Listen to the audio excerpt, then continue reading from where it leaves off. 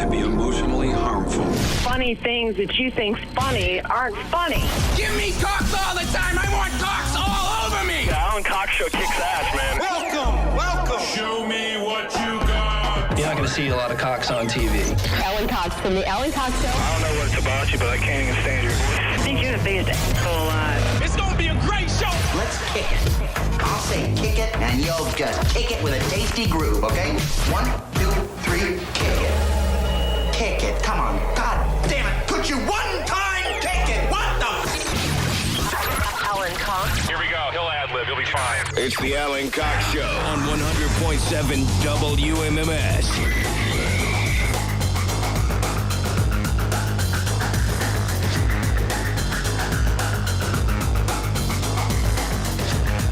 Oh, boy. Hey, what's going on, guys? Good afternoon. Hi, gang. Welcome to this. My name's Alan Cox. Thanks for being here. Rob Anthony is right over there. Hello there. And we would love to have you along on a Thursday. Is it nasty outside? I haven't been out of this room in a few hours, so I didn't know if it was... Still that drizzle, that cold. It got freaking cold, man. Yeah, it did. Wow. Well, because we were out last night. Rob and I were out having a couple of pops last night after the show. We got invited to a little thing at the Foundation Room at the House of Blues. And we went over there for a little bit with some colleagues here from work. And there was a metal show downstairs I was very excited about. So it ended up being a nice little time, having some chats with some colleagues and some peers. And people I actually like, by the way. There's some of these events that we'll have where there's too many people. I have to be careful what I say.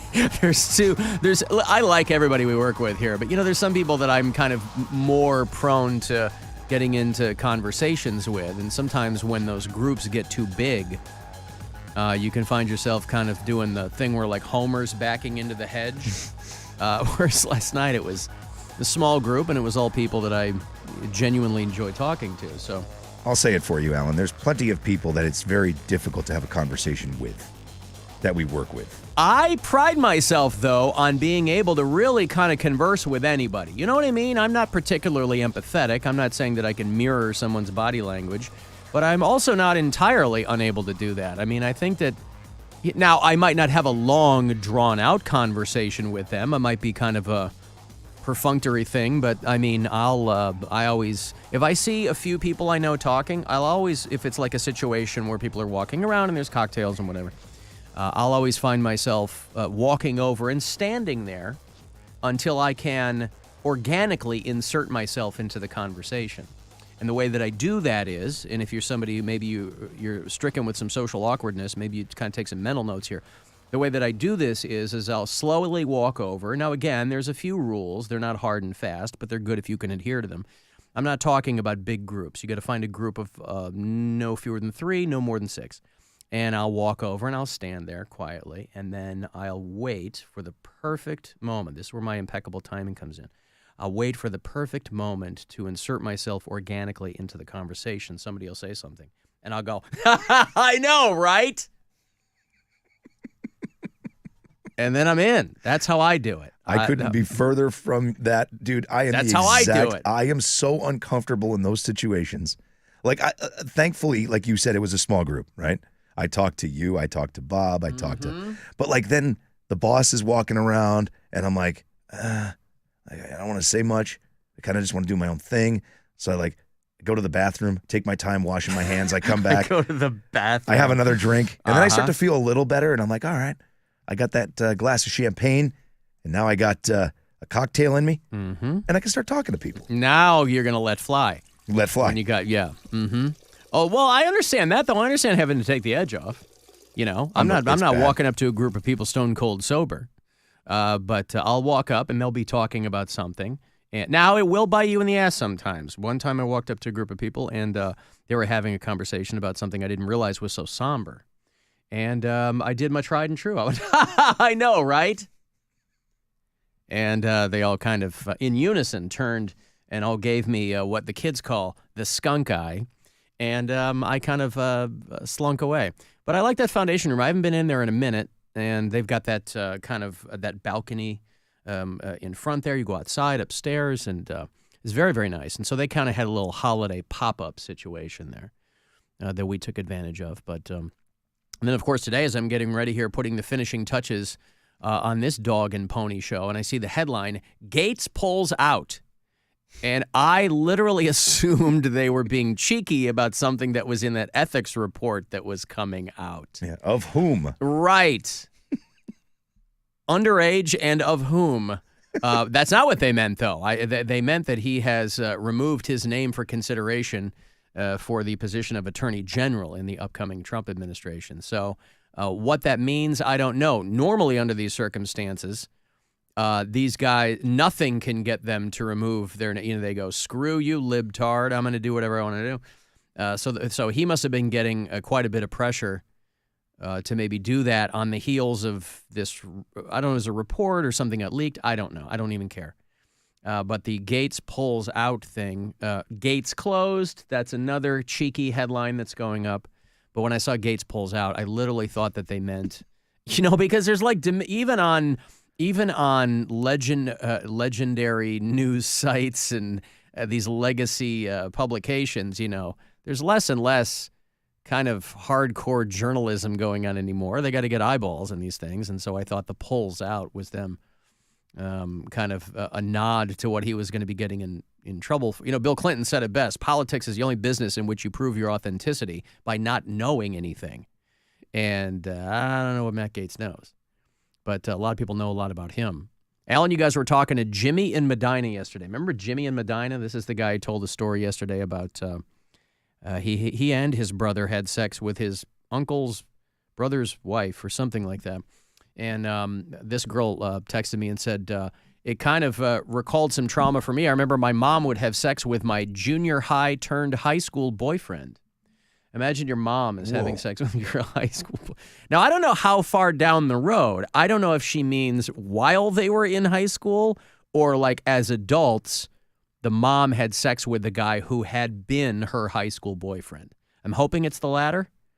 I would imagine it'd be much more traumatic if your mom had sex with your current high school boyfriend when you were in high school. But listen, I came from a family where my father is the only person that my mother ever had sex with. And so even if I had sex with two people my whole life, still doing better than my mom. That's what you want. I don't care what kind of family you grow up in. You want a higher body count than your parents. Let me talk to Woody before I take a break here. He's champing at the bit to talk to Rob. Hello, Alan. Woody, how are you? I'm good, brother. Hey, Rob, how you doing, brother? I'm good, man. How are you? Hey, I got a real quick question. You're from Mass, right? Massachusetts, Boston area? Yes, sir. And I was just wondering if you had lived in other parts of the country. No, from New England, I came straight to the great state of Ohio. Yeah, it's funny because I was born and raised in Iowa. I spent some time in California. Oh, we're off to a great start. Mm-hmm. Yeah, are you rattling off all the places you've lived, Woody? But hey, listen, I did spend some time down in the panhandle of Florida in my mid-20s, and I didn't have a lot of money, and so I was pretty much just living on sponge cake. And no, I see where you're going. I didn't know where he was going. I thought he was just going to be rattling off all the places he had lived, and I didn't know where he was going with it. I was liking Woody for a second. Uh-huh. Well, that's the best you can hope for when you meet Woody, is you're going to like him for a couple of seconds. Yeah. And then, he was, okay. Let me guess, Woody, then you stepped on a Pop-Top. And blew out my flip-flop. Yeah, blew out your flip-flop. Yeah. All right, thank you, Woody. He saw a whole bunch of tourists, and they were all covered in oil. Yeah. See? Martin Luther King Jr. Right, Martha, there you go. Menino. Martin Luther King Jr. Martin Luther King Jr. They used to call him Marbles. Marbles Menino. Yeah, everybody would call him Marbles. Former longtime mayor of Boston. Now deed, right? Menino's dead. Yeah, he's dead. Martin Luther King Jr. And that was all the time, Alan. He would mess up things like that all of the time. State of the state stuff, he'd be like, and just it sounded just like that every time. Martha Luther King Jr. I love it. Yep. Martin Luther King Jr. All right, I've got to take a break. Thank you, Woody. Thanks, Woody. The Globetrotter. And we'll be back. 35192. Want to send me a text? You can email me at alancoxshow.com. You can watch live if you like on our YouTube channel. It's the Alan Cox Show. On our free iHeartRadio app and your favorite smart device. Just tell it to play.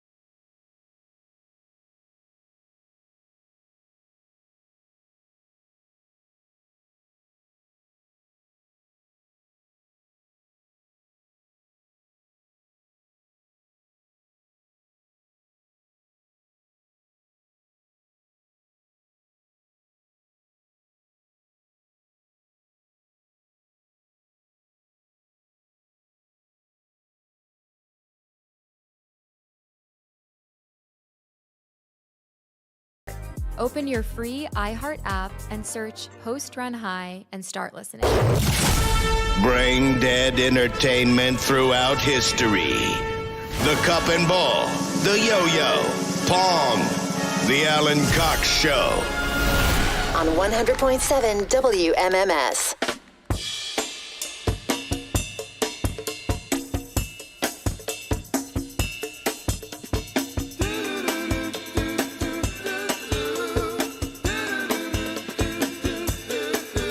Cavaliers with a pretty decisive win last night, 16-1. They beat the New Orleans Pelicans 128-100 last night here at home. Off till Sunday, they will play the Raptors, the Romo Fijo, 7:30.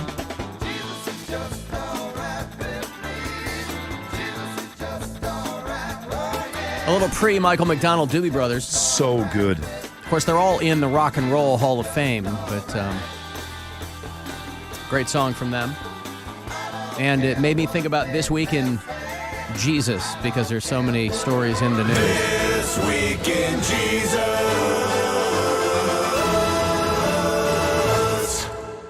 Who said that religion and technology, ne'er the twain shall meet? There is a church in Switzerland that is hearing confessions with an AI Jesus. And why not? Listen, I grew up Catholic, and I spent the better part of my young life going to confession. If you're a Catholic, you know what this is. This is when you go into a booth. It's like a little two-sider booth. There's a thing in the middle. There's a priest on one side. You're on the other.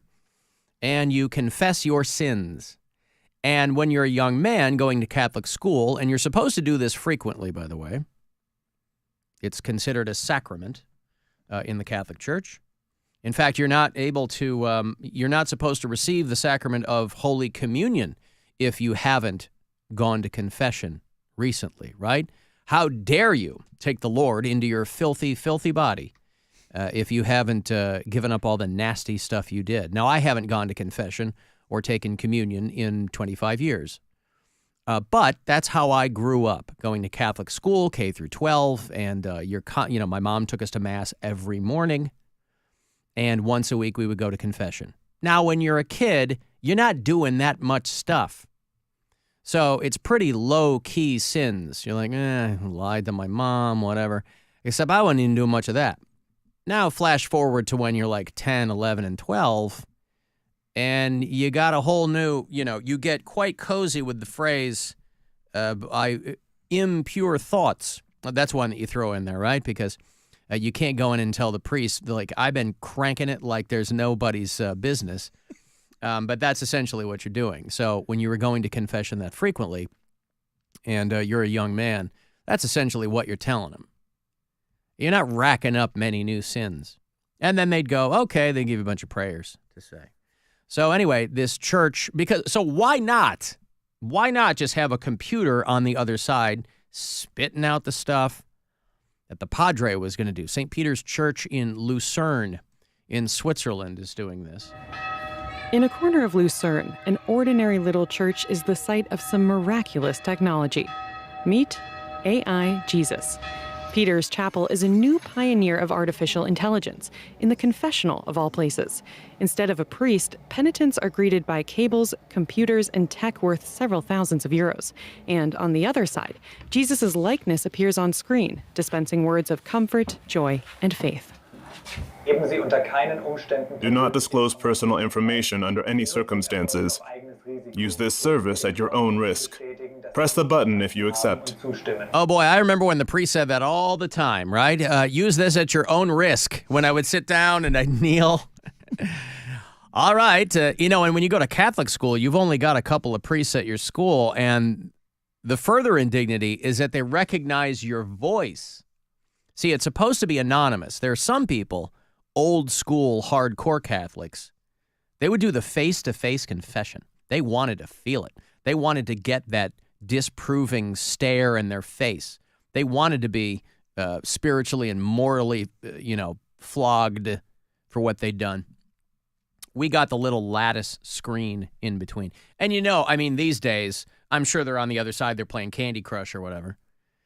But back in the day, they were listening intently, and they would know who you were. at my school. Sure, why not? Until now, Jesus has appeared only in the form of devotional objects, silent and rigid, but an ever-ready sounding board for prayer and contemplation. But see, that was what I would always have to confess. Silent and rigid. That is what I have been, Your Honor. That's what I call the priest, Your Honor, because it really did feel like you were in a court of law. So, yeah, they've got this AI Jesus that's dispensing all kinds of something or other. Teach that certain roles are defined within the church. Each role and task has its place in God's plan. How can you promote peace and harmony in your life? AI Jesus tends to answer with more questions, but he's still inspirational. He was able to reaffirm me in my ways of going about things. He was able to reaffirm me in my way of going about things. See, everybody's worried about sex robots. It's the robot gods that people should be concerned with, because once that becomes a more prominent thing in culture, it's going to upend everything that everybody knows. I mean, everybody's just making stuff up as they go along now. You know, what was up was down. What was, you were worried about this before, and now you're not worried about this because who knows. But I just like the notion of this church. You go in there and, instead of a human clergyman there on the one side of the confessional, it's just a giant box with wires going into it. And listen, it's probably for entertainment purposes only, I'm sure. But, virtual Jesus.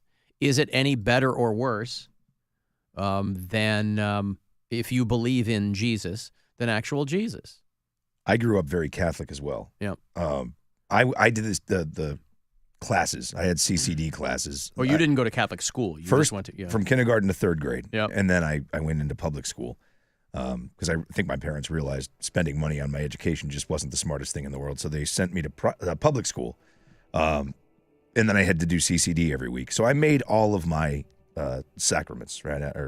So I went through confirmation. I'm in a weird spot overall. You still a practicing Catholic? No, I'm Okay. I'm lapsed at best, right? I think it's the thing with religion, right? Where this AI thing I think does make sense is people just need something. You know what I mean?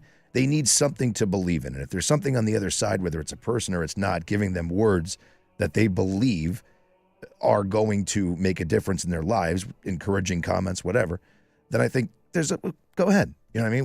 Whatever it is, whether it's a person or not. I always felt weird because I never knew what to confess to. Do you confess to what you're breaking of the commandments, or do you confess to what you feel like you've done wrong, like you said about cranking it? I would just start making stuff up. I would mix in one really big thing in with the smaller things, right? Lied to my parents, thought some impure thoughts, stole a car. I was touching myself in an impure manner, and he'd be like, wait, back up. I go, that's what I try to do, and that's how I ended up stealing that car. Do you remember the act of contrition? Do you still remember it? Oh my God, I'm heartily sorry for having offended thee. Yep. Yeah. It's been X since my last confession. Yeah, that's Yep. right. Yep. And you always had to make that up, too. I know. Because it had to be recent. I couldn't go. I mean, there were a couple of times I went in a long time ago. I was like, it's been 3 years since my last confession. I don't know why I'm here, but okay. I think it was maybe when I was getting married the first time. You had to do these, because first time I got married, we got married in church. My ex-wife wanted a big church thing, and which was fine. But you got to do all these prep classes and things like that. So there's a whole bunch of that. We did those pre-Cana? Yeah, pre-Cana, yeah.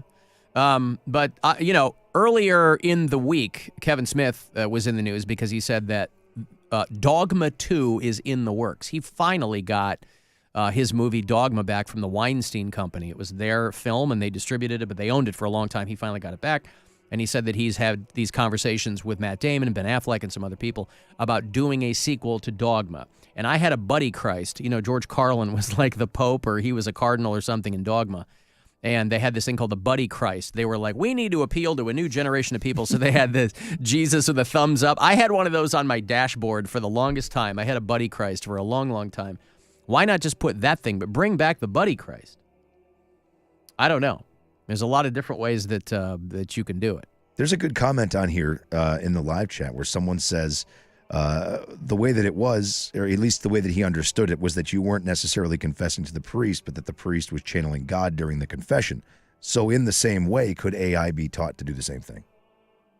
I guess. I'm just waiting for AI Jesus to get super racist. That's how all those, because they're just based on data sets, right? They're learning, the learning modules are just on existing data sets. So that's always what happens when some company tries to roll out a chat bot. It immediately, tells the customer to go kill themselves, or, hey, Hitler had some good ideas, right? I'm waiting for AI Jesus to do that one of these.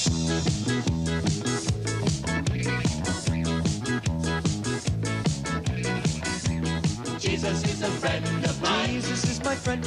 Jesus is a friend of mine. I have a friend in Jesus. Jesus is a friend of mine. Jesus is my friend. Jesus is a friend of mine. He taught me how to live my life as it should be. He taught me how to turn my cheek when people laugh at me. I've had friends before, and I can tell you that he's one who will never leave you flat. I mean, this entire song, I don't go too deep into it that often, but this song, you don't want to sleep on the bass player in this song. It's a Canadian Christian band from the 80s. It's a legit groove. That's when it really kicks in. What's that? There's a legit groove happening Oh, here. that's what I'm saying. Music may sound different, but the message is the same. It's just an instrument to praise his name. Mm-hmm. Yeah. Jesus is a friend of mine. Jesus is my friend. I mean, with friends like this, who needs enemies? But filled with the Spirit. Yep. Here we go.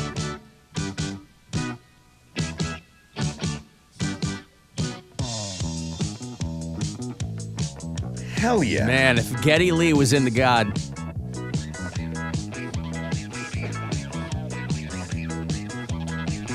Yeah. Dude's feeling himself. I know. It's Damn. like Holy Primus or something in there. Yeah, he's doing it. So yeah, the AI Jesus. I mean, they're enjoying that over there in Switzerland.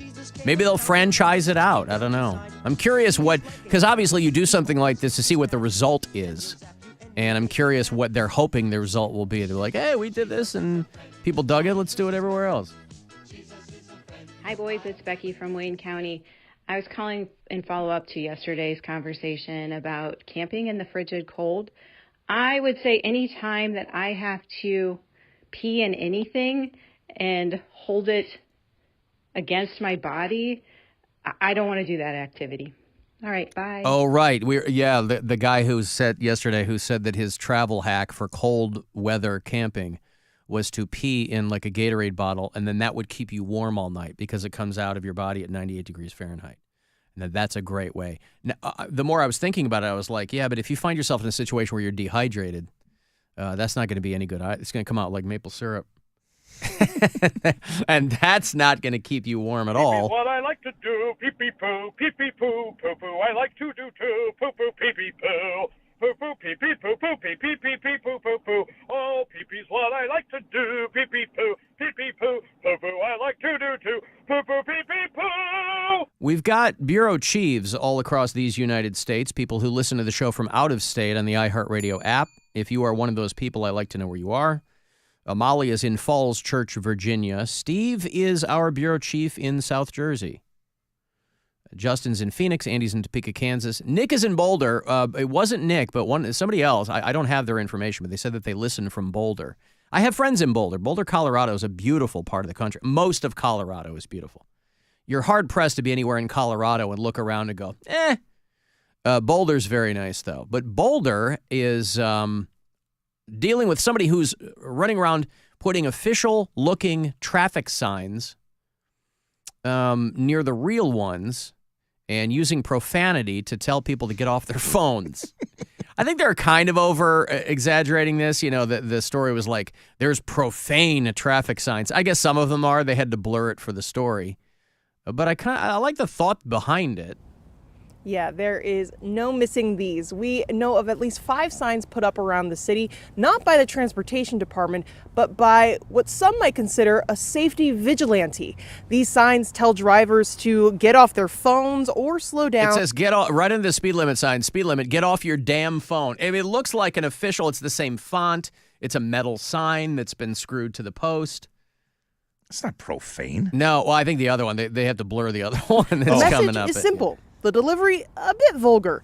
The signs use colorful language. Some of it we're not legally allowed to put on TV. Yeah, put down the phone. That probably says a-hole underneath. It's all blurred out. I'd love to know. It's right there on the highway, but they look fully official. Again, it's got that, so it's almost like it's, somebody with CDOT who's got somebody on the inside putting these together. Speed limit 45, put down the phone, probably says a-hole behind that. But you would have to assume, right? Not only that, but in the pantheon of vigilantes, I think a safety vigilante is probably the best kind you can have. Who's out there putting these signs up all around Boulder? Amusing? Yes. Legal? No. I'm guessing that it's a concerned citizen that is kind of fed up with some of the behavior they're seeing in their neighborhoods or in other neighborhoods. So, I definitely appreciate the gesture behind, I think, what they were intending to do. But, like we said, it is a crime. And, there's definitely other means that people could take to try to let us know of these behaviors. I mean, I'd rather have that than somebody who's standing outside shooting at people on their phone, Get off your phone, a-hole. So so great. It's like the Boondock Saints of street signs. Yes, of traffic infractions. People who are the Boondock Saints. Yeah, so the people there in Boulder, Colorado are contending with somebody who's going around and putting these signs up. Get off your damn phone. Oh, here's another one. Right under the speed limit here of 45, the sign below, don't kill any kids today. Yikes. And they've given people, the local news there has given people the actual locations of these signs, ostensibly to warn them, but also it doubles as for people who really want to go out and take photos of these. Here's another one, speed limit 35, and run underneath, looking like a fully legitimate sign. Slow the F down. Blurred out there. And by the way, these are all in low speed areas. It's not like where the speed limit's 70 or whatever, this is where you need them. Hey, this is and this is what jams me up, I have famously gotten myself a couple of traffic tickets, speeding tickets. Gotten 2 in the last year after not getting any for like 5 years. I got 2 in the last year because I wasn't paying attention. I got them in school zones. Now, I'm not doing 90, but I'm doing more than 20. And so I got pinched a couple of times doing like 35 and a 20 or whatever. And that's on me. But some of us need a bit more visual stimulus. And maybe if I had seen a sign that said, slow the F down, I went, oh, God, I gotta figure out what I'm doing here. Now, Eyes front. If you're that guy, do you double down and keep going, or do you knock it off? Hell yeah, because he's clearly got the means to make these official-looking signs. I'm with you. This isn't a dude who took a sticker and put it over the existing sign. He got what looked like those corrugated metal signs and put them up there. So it might be an inside job. I don't know. See, this to me requires, it's just as funny when people hack the highway digital displays. I love that too. But that's just a matter of hacking into that system and typing in whatever you want. Hacking into the messaging system. This requires some smithing. You're getting some sheet metal and you're painting it and to make it look like real signs. Don't kill any kid. And by the way, okay, so it's a legal infraction, I guess, with the Department of Transportation there in Colorado, but the messaging is on point. Don't kill any kids today. Well, Colorado is a purple state. So they're trying to, and there isn't a person driving who, even the people who are driving and on their phones complain about other people on their phones. When they put their phone down, they'll look across and go, hey, that guy on his phone, get off your damn phone. I don't swerve when I text and drive. That guy's an idiot. Yeah. So, yes, a lot of people on their phones, and somebody had finally had enough. They're in Boulder to tell people, calling them names, hoping to shame them into better behavior on the roads. So whoever sent me that from Boulder, thank you, because I'm a big fan of that town. And listen, I will come right out and say it. You want a hot take from AC? I'll come right out and say it. The fewer kids that are killed in Boulder from cars, the better. Wow. All right? Yeah, I'll plant my flag in that. Look at you stepping out, dude. Hot take. You're welcome. The fewer kids, and listen, I'm no fan of kids, but come on. I mean, let's be real here. Let's keep them safe in those traffic zones. I got a break. You want to send me a text, 35192 for that. You can email at alancoxshow.com. Listen anywhere you are on the iHeartRadio app. We got stuff. You want stuff. Win stuff. This week.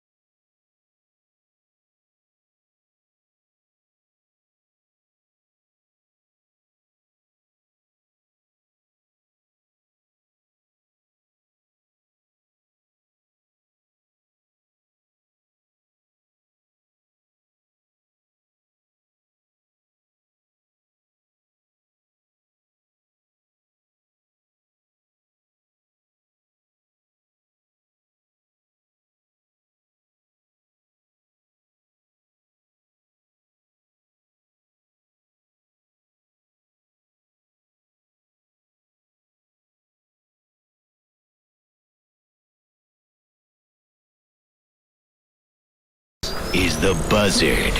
From the Dave's Cosmic Sub Studios, feed your Dave's Crave today. The buzzard. The home of the buzzard. Buzzard. This is 100.7 WMMS. Cleveland. Call the Alan Cox Show. Is that what you want to do? Think about it, Alan. Once divorced and a broken man. 216-578-1007 or 1-800-348-1007.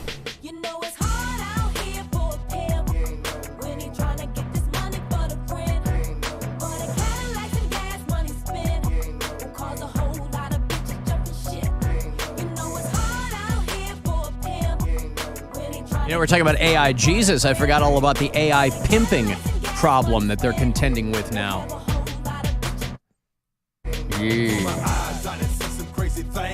Remember the 3-6 Mafia?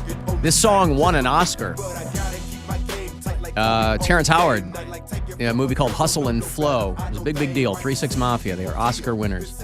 Hard out here for a pimp.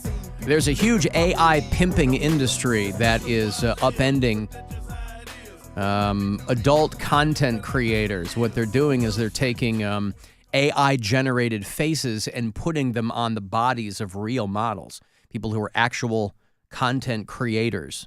You know, we really are moving into a part of our culture where I think finally, because it's become so prevalent with OnlyFans and everything else, that finally I hope some of that stigma is peeling off of sex workers and adult content creators, because a lot of these people, we've given them no choice, right?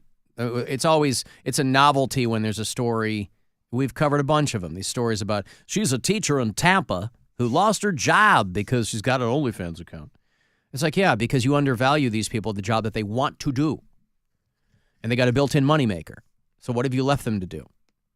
But it's called AI pimping, where they're taking, from the neck down, actual models and people who are doing things, OnlyFans and Patreon and things like that, and they're putting AI faces on them. And it's impacting, I guess, the way that these people make their living. So it is becoming increasingly hard out there for a pimp to, so people who are, one woman was like, I've seen my views go down. Now, again, I'm a little unclear as to how AI versions of you would make your followers go down, because they don't know that's your body.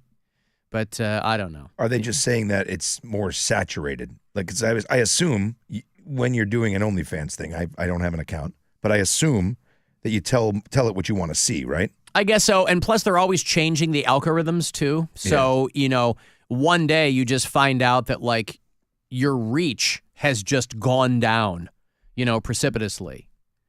People who monetize their social media. Thank God I don't have to do that. Not yet. But people who really rely on that kind of stuff, it can just, it can F with your livelihood from week to week. This girl said that she normally got about 5 million views a month. And she said now she doesn't even crack 1 million in the last 10 months.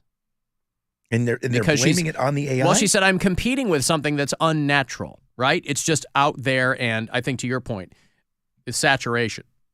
So they're like, this is what social media is going to look like in 5 years. You're not going to be able to tell one thing from the next. Things are going to get... We have no idea. And, people were worried in the advent of this, the run-up to the election, people were worried about all this AI disinformation, and people aren't going to be able to tell what's real and what's not. Now, ironically, it was way less. AI was not the problem. It was just a fire hose of nonsense that was being pointed at right-wing voters. And they bought into it. So it had nothing to do with AI. Or it had very little to do with AI. But it's only going to get worse. That old axiom about the camera never lies, or, that thing's long gone, because we're not going to know what's what. Obviously, things will be developed to, and they already are, develop things to tell you if something is fake. And the state of AI right now, because there's a lot of artists that are suffering from this, because there's AI art that people are making that are, competing with actual physical artists. But a lot of the AI now, like if you take more than 2 seconds to look, you can figure it out. They've gotten past the 7-fingered hands.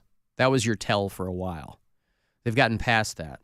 But it really is amazing because this is only going to get more sophisticated. It's really amazing now what people will fall for. And right now we're at a stage where, like I said, you really can, if you take a second to look at a lot of these things, you'll go, oh, that's AI. Or that's not real. That is a generated person. But people, a lot of people, they just go right to the, yeah, what the hell, look at this. It's Joe Biden eating children or whatever. That's a real picture. So, yeah, the AI pimping. I don't know where that'll go.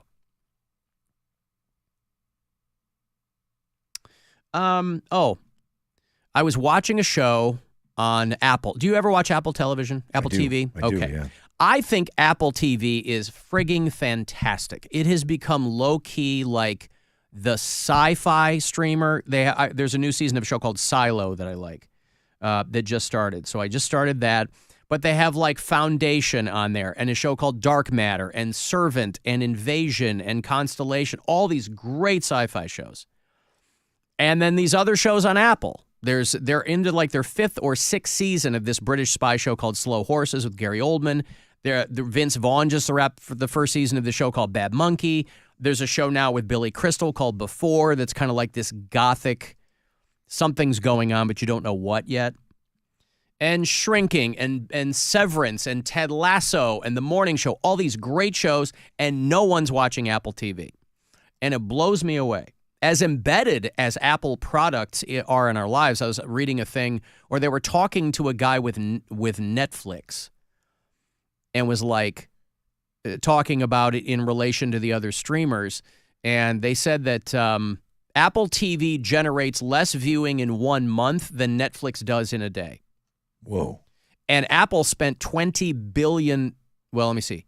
Yeah, they spent $20 billion on original content so far. It launched, it's only been around since 2019. So in 5 years, they spent $20 billion on all these original shows. And I think, like, you can throw a dart and find an amazing show on Apple TV.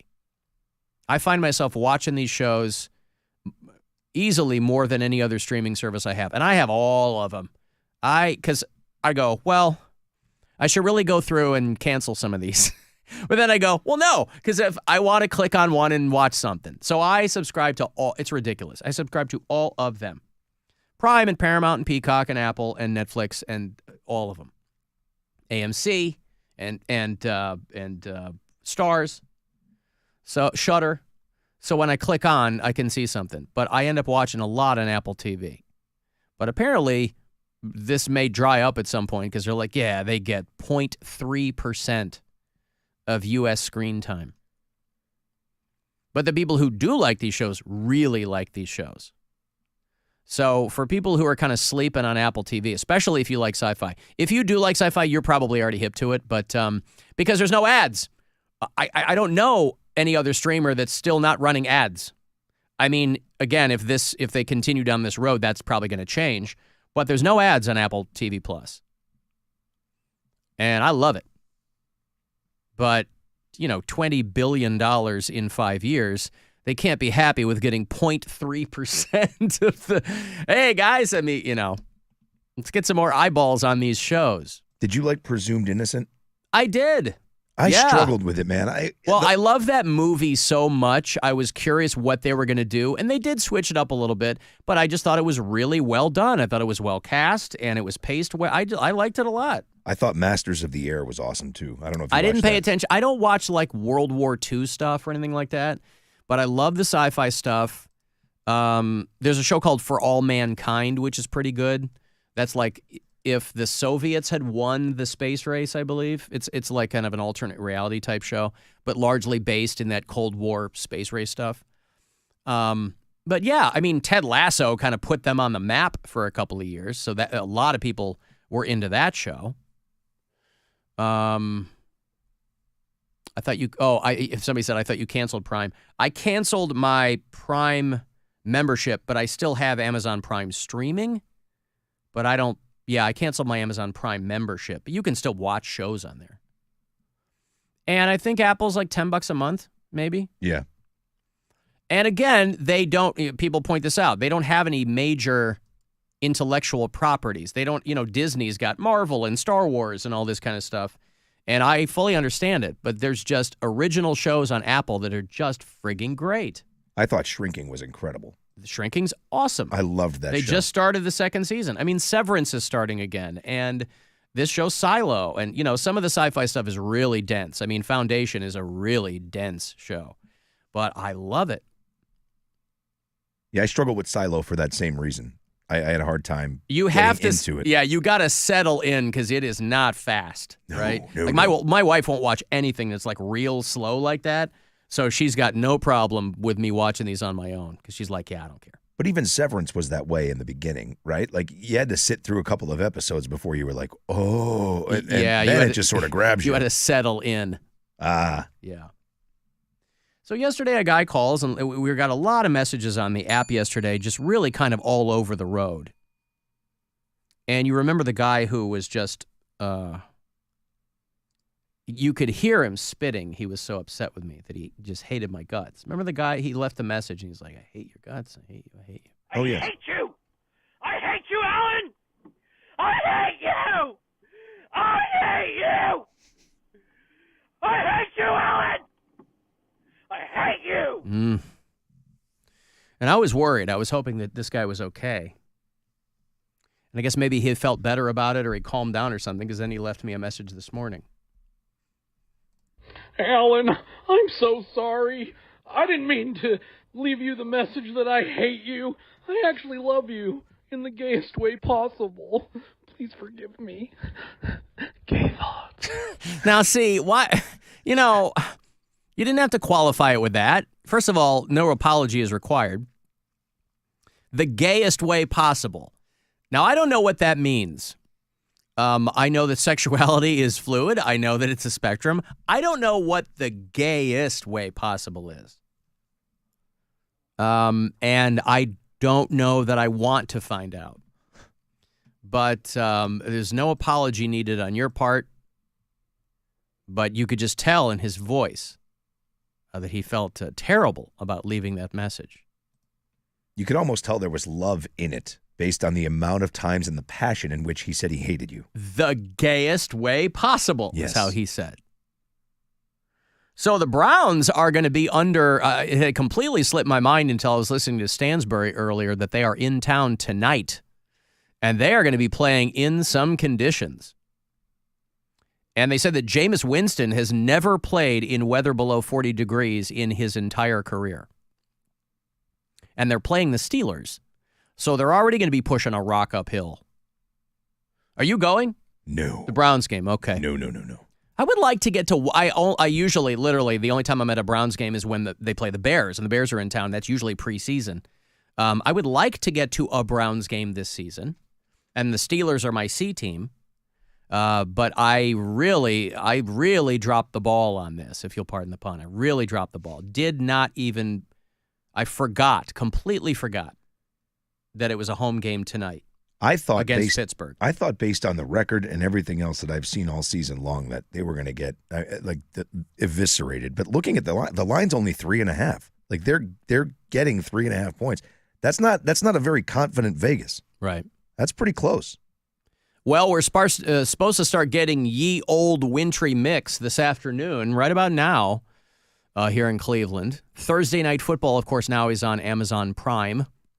You need a goddamn flow chart now to find out what game is on where. You used to know, right? All the games used to be one or two places. Now it's all over the place. Kickoff tonight, they are saying it'll be about 38 degrees. So this will be probably the first game you're going to see played under those conditions. But they do spotlight Jameis Winston. They were like, listen, the football players, it's not new to them to be playing in this kind of weather, especially in these markets, right? If you're in Green Bay or Pittsburgh or Cleveland or Chicago, Indianapolis. But Jameis Winston has never played in weather below 40 degrees in his entire 10-plus year career. That's crazy. And they're calling it, you're going to witness history tonight. which, okay, that's his history. It's not football history, but okay. Because he played for who? Tampa? Everybody. And he played for the Saints. Did he really? He made the rounds that? No, not that bad. He did bounce around a lot, but no. How do you play that long and not have any road games north of the Mason-Dixon line? That's what I don't understand. How has this guy never played in cold weather like that? Luck. I guess so. We're really dancing between the raindrops there. So we'll see what happens tonight, but they said that this will mark the first time for Jameis Winston. And let's look at the other side there. What if he performs much better under those conditions? Imagine that, where they're like, ooh, it might be tough for him. And it comes out and he goes, oh, no. For whatever reason, I was fully locked in. It turns out this is what I was made for. I want to play at Lambeau in 2 feet of snow now. I want John Facenda doing the voiceover for every time I'm quarterbacking a game in cold weather. I'll tell you, man, he's crazier things have happened. You know what I mean? Like he may come out and look like a stud. You never know. Yeah. Yep. He may look like a stud. And that's what we need in this town. We're short on studs. I don't mind telling you. When it comes to the football team, yes, absolutely. Different kind of stud, but you know. I guess so. You might recall a game show called Studs, right? With the great Mark DiCarlo. Remember Mark DiCarlo? I don't. He hosted a game show. He was Mark DiCarlo began in local Chicago television. That's what I remember him from. And then he kind of made the rounds. He was a comedian for a minute. He's kind of a jack of all trades, but an affable dude, good-looking guy. But he really first blew up on a show called Studs. This was late 80s, early 90s. And it was like the dating game, but it was way more fast and loose with the innuendo, right? The double entendre. You know, where's the first time you made whoopee? In the butt, Bob? The weirdest play, that famous newlywed game thing. They relied more heavily on that. I mean, it was only on for probably 2 or 3 seasons. Fox ran it, but it was called Studs. That may be the best misinterpreted moment in game show history.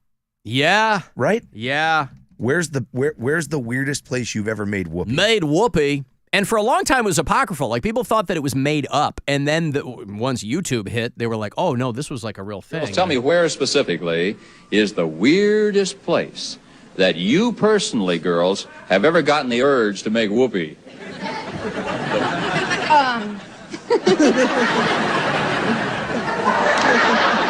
In the... See, she said ass, and then they cut to...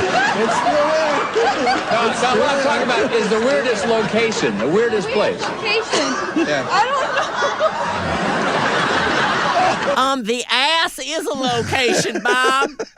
Bob Eubanks, the guy holds up. This guy just weekly holds up a card that says "in the car." She's like, "Well, I'm still right." Yeah, it was in the car when he did it. In the car, in the ass. It was. I remember well. We were dating for 2 weeks.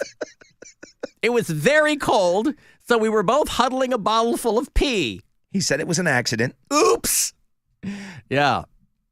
So, and they bleep him out, and they cut to Bob. Oh my God, what are you talking about? But he moves on so fast too. Well, like he's a pro. pro. Oh, I shouldn't laugh at this. So yeah. What I meant was location. And now that's quaint compared to like Steve Harvey over on Family Feud, where they're leaning into all that stuff. Game shows have done a real pivot now. Dude, Family Feud is filthy. Yeah, it is. Like, filthy. There's been numerous times I'm like, I can't watch this with my kids. Yep. And they're like, what's the difference between, what do peanut butter and a woman's butt have in common? They're both spreadable, Steve. And then Show me spreadable. Yeah, he just mugs for the camera. What? Like, come on. You had to have known that was going to happen. Oh, God bless Steve Harvey. Love that guy. He's the Black Ryan Seacrest. Sure is. And he's better teeth. He's from Cleveland, right? Yes, he is. Steve Harvey from Cleveland, Ohio. Yep. Arsenio Hall, also from Cleveland, Ohio. Yeah. But, oh, Bob, you know, I meant location. That is a location. I'm going to break. I'll have $50 to Circle K for you. Use it however you see fit. Make sure you have that Inner Circle app on your phone. Got it on mine. They got that Circle K Thanksgiving. You can win big on that. So we'll come back. $50 to Circle K. Anything else? Text me 35192 and we'll be back. This is the Alan Cox Show. Everywhere on our free iHeartRadio app or whatever smart device you have. Just tell it to play the Alan Cox Show on iHeartRadio. Ready to win your trip to iHeartRadio Alter Ego 2025, presented by Capital One, featuring Incubus. Whatever tomorrow brings. Cage the Elephants. There ain't no rest for the wicked. The Lumineers. St. Vincent. Glass Animals. The Head and the Heart. Fontaine's DC. Måneskin's Damiano David. And The Offspring. Nothing's free. The biggest single night of live alt rock on the planet. For your chance to win an Alter Ego trip, just listen to this station on the free iHeartRadio app. Thanks to Capital One for being the proud presenting partner of Alter Ego. Capital One is the proud presenting partner of iHeartRadio Alter Ego 2025, bringing great products, rewards, and services to its customers. What's in your wallet? From the Universal Windows Direct Weather Center, WMMS Weather. Overnight, snow showers changing to rain. Overnight temperatures going up. Rain on Friday with a high of 44. Chance of rain Saturday, high 46. This report is sponsored by Conrad's Tire Express and Total Car Care. In celebration of Conrad's 55th anniversary, bundle and save and get up to $325 off for select Goodyear tires. Give the gift of a clean car. Holiday gift cards now available at BlueFallsCarWash.com. Hey there, it's Alan. No, we were just talking about the weather that the Browns are going to be facing today, and it is weather that we are obviously all facing. And if the windows in your home, you're not sure that another winter is in the offing for them, you can call Window Nation now. All this month, they will give you half off every style window that they sell, and you'll pay 0% interest for 5 years. WindowNation.com. You can easily hit the big Get a Quote button there as well, or call them 866-90-NATION. Give them my name. In fact, WMMS listeners this month get the extra 10% off as part of Window Nation's Black Friday offer. So don't forget that either. But brand new, expertly installed Window Nation windows in your home. Keep your energy bills solid all year long. They're not all over the place. Make your home sealed up nice. You're comfy, right?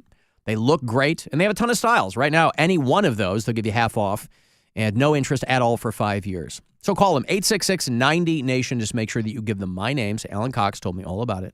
Or go to windownation.com. Everyone deserves a fast and reliable connection. One that helps better their everyday through the things they value most. Friends and family, education and career. A connection that opens pathways to opportunity and builds roads to a better future.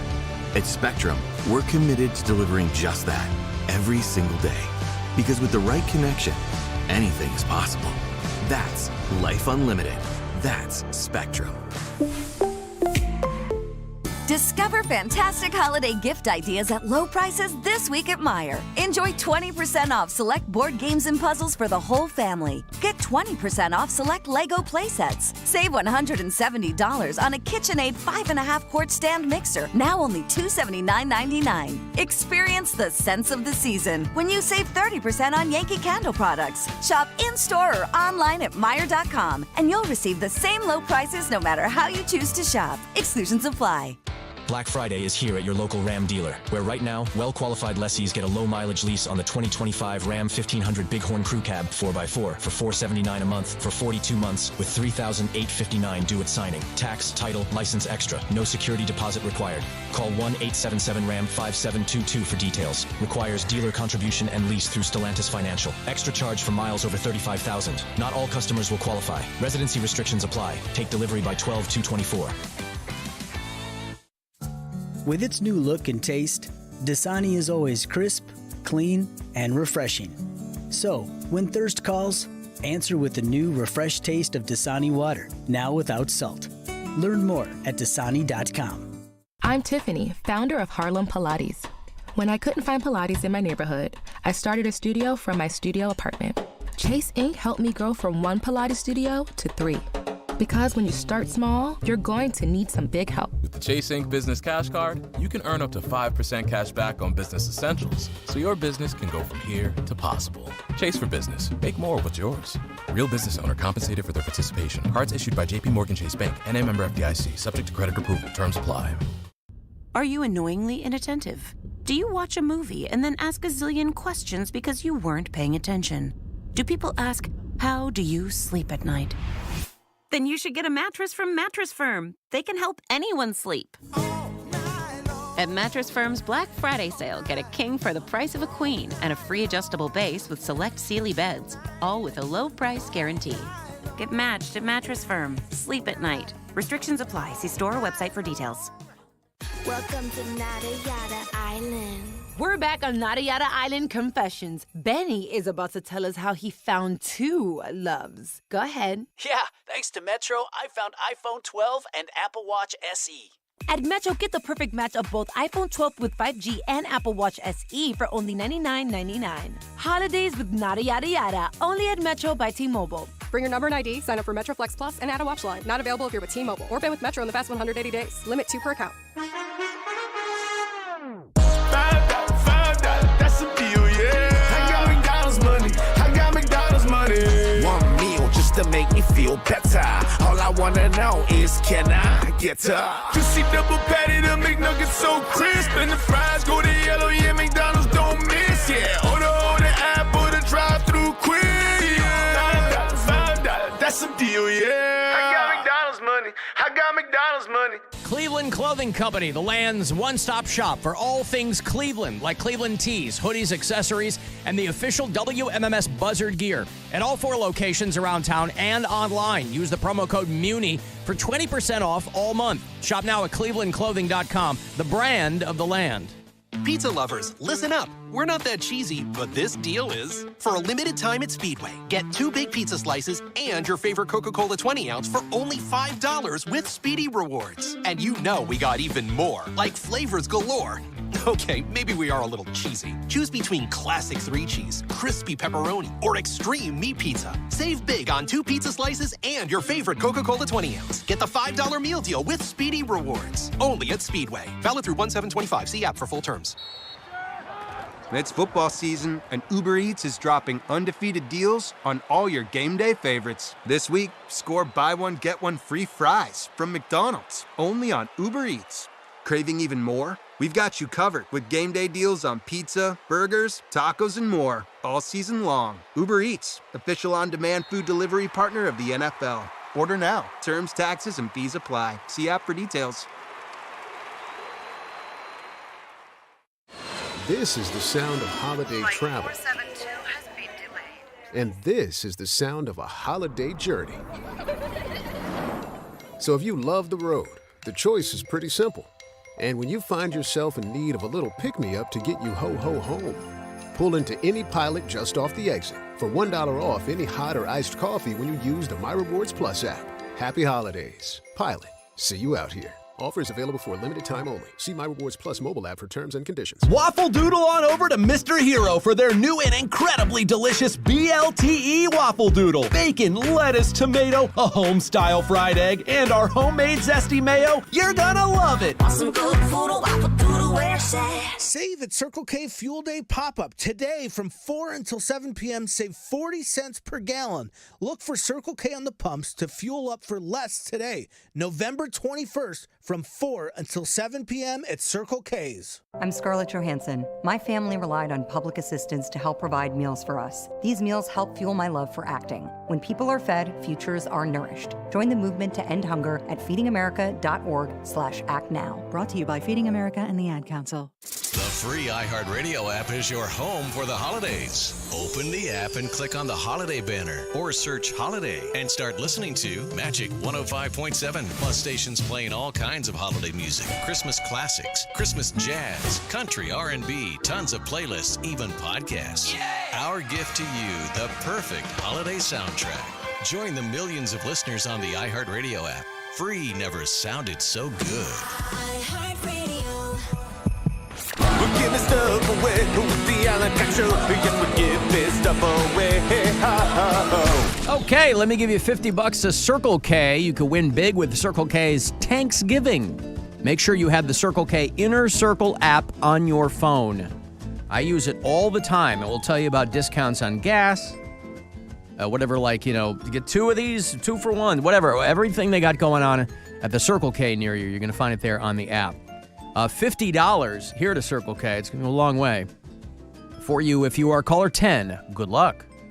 216-578-1007 or 800-348-1007. They say no man is an island, but at iHeart Cleveland, you sure get your chance to try. Hello? Anybody? Alan Cox. Where did everybody go? On 100.7 WMMS.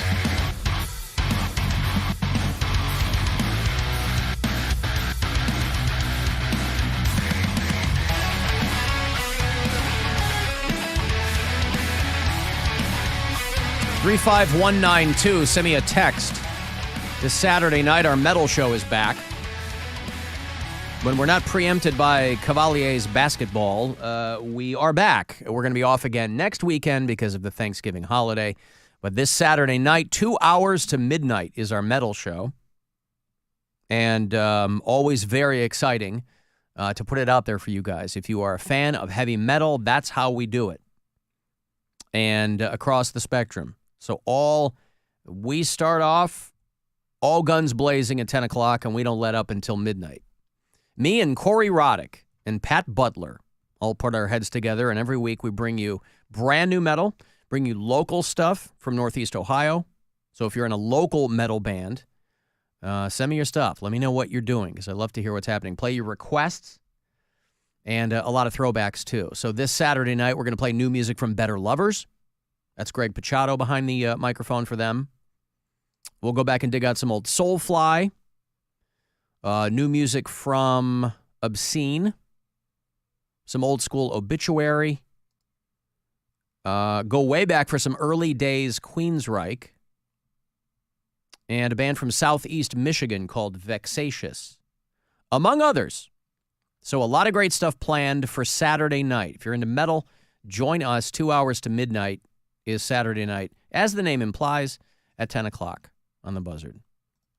Cavs, big win over the Pelicans last night. 128-100 was the final there. They are off tonight, Friday, and Saturday. They're back here at home on Sunday, 7:30 tip against the Toronto Raptors. And then next Wednesday, Thanksgiving Eve, they will play the Atlanta Hawks.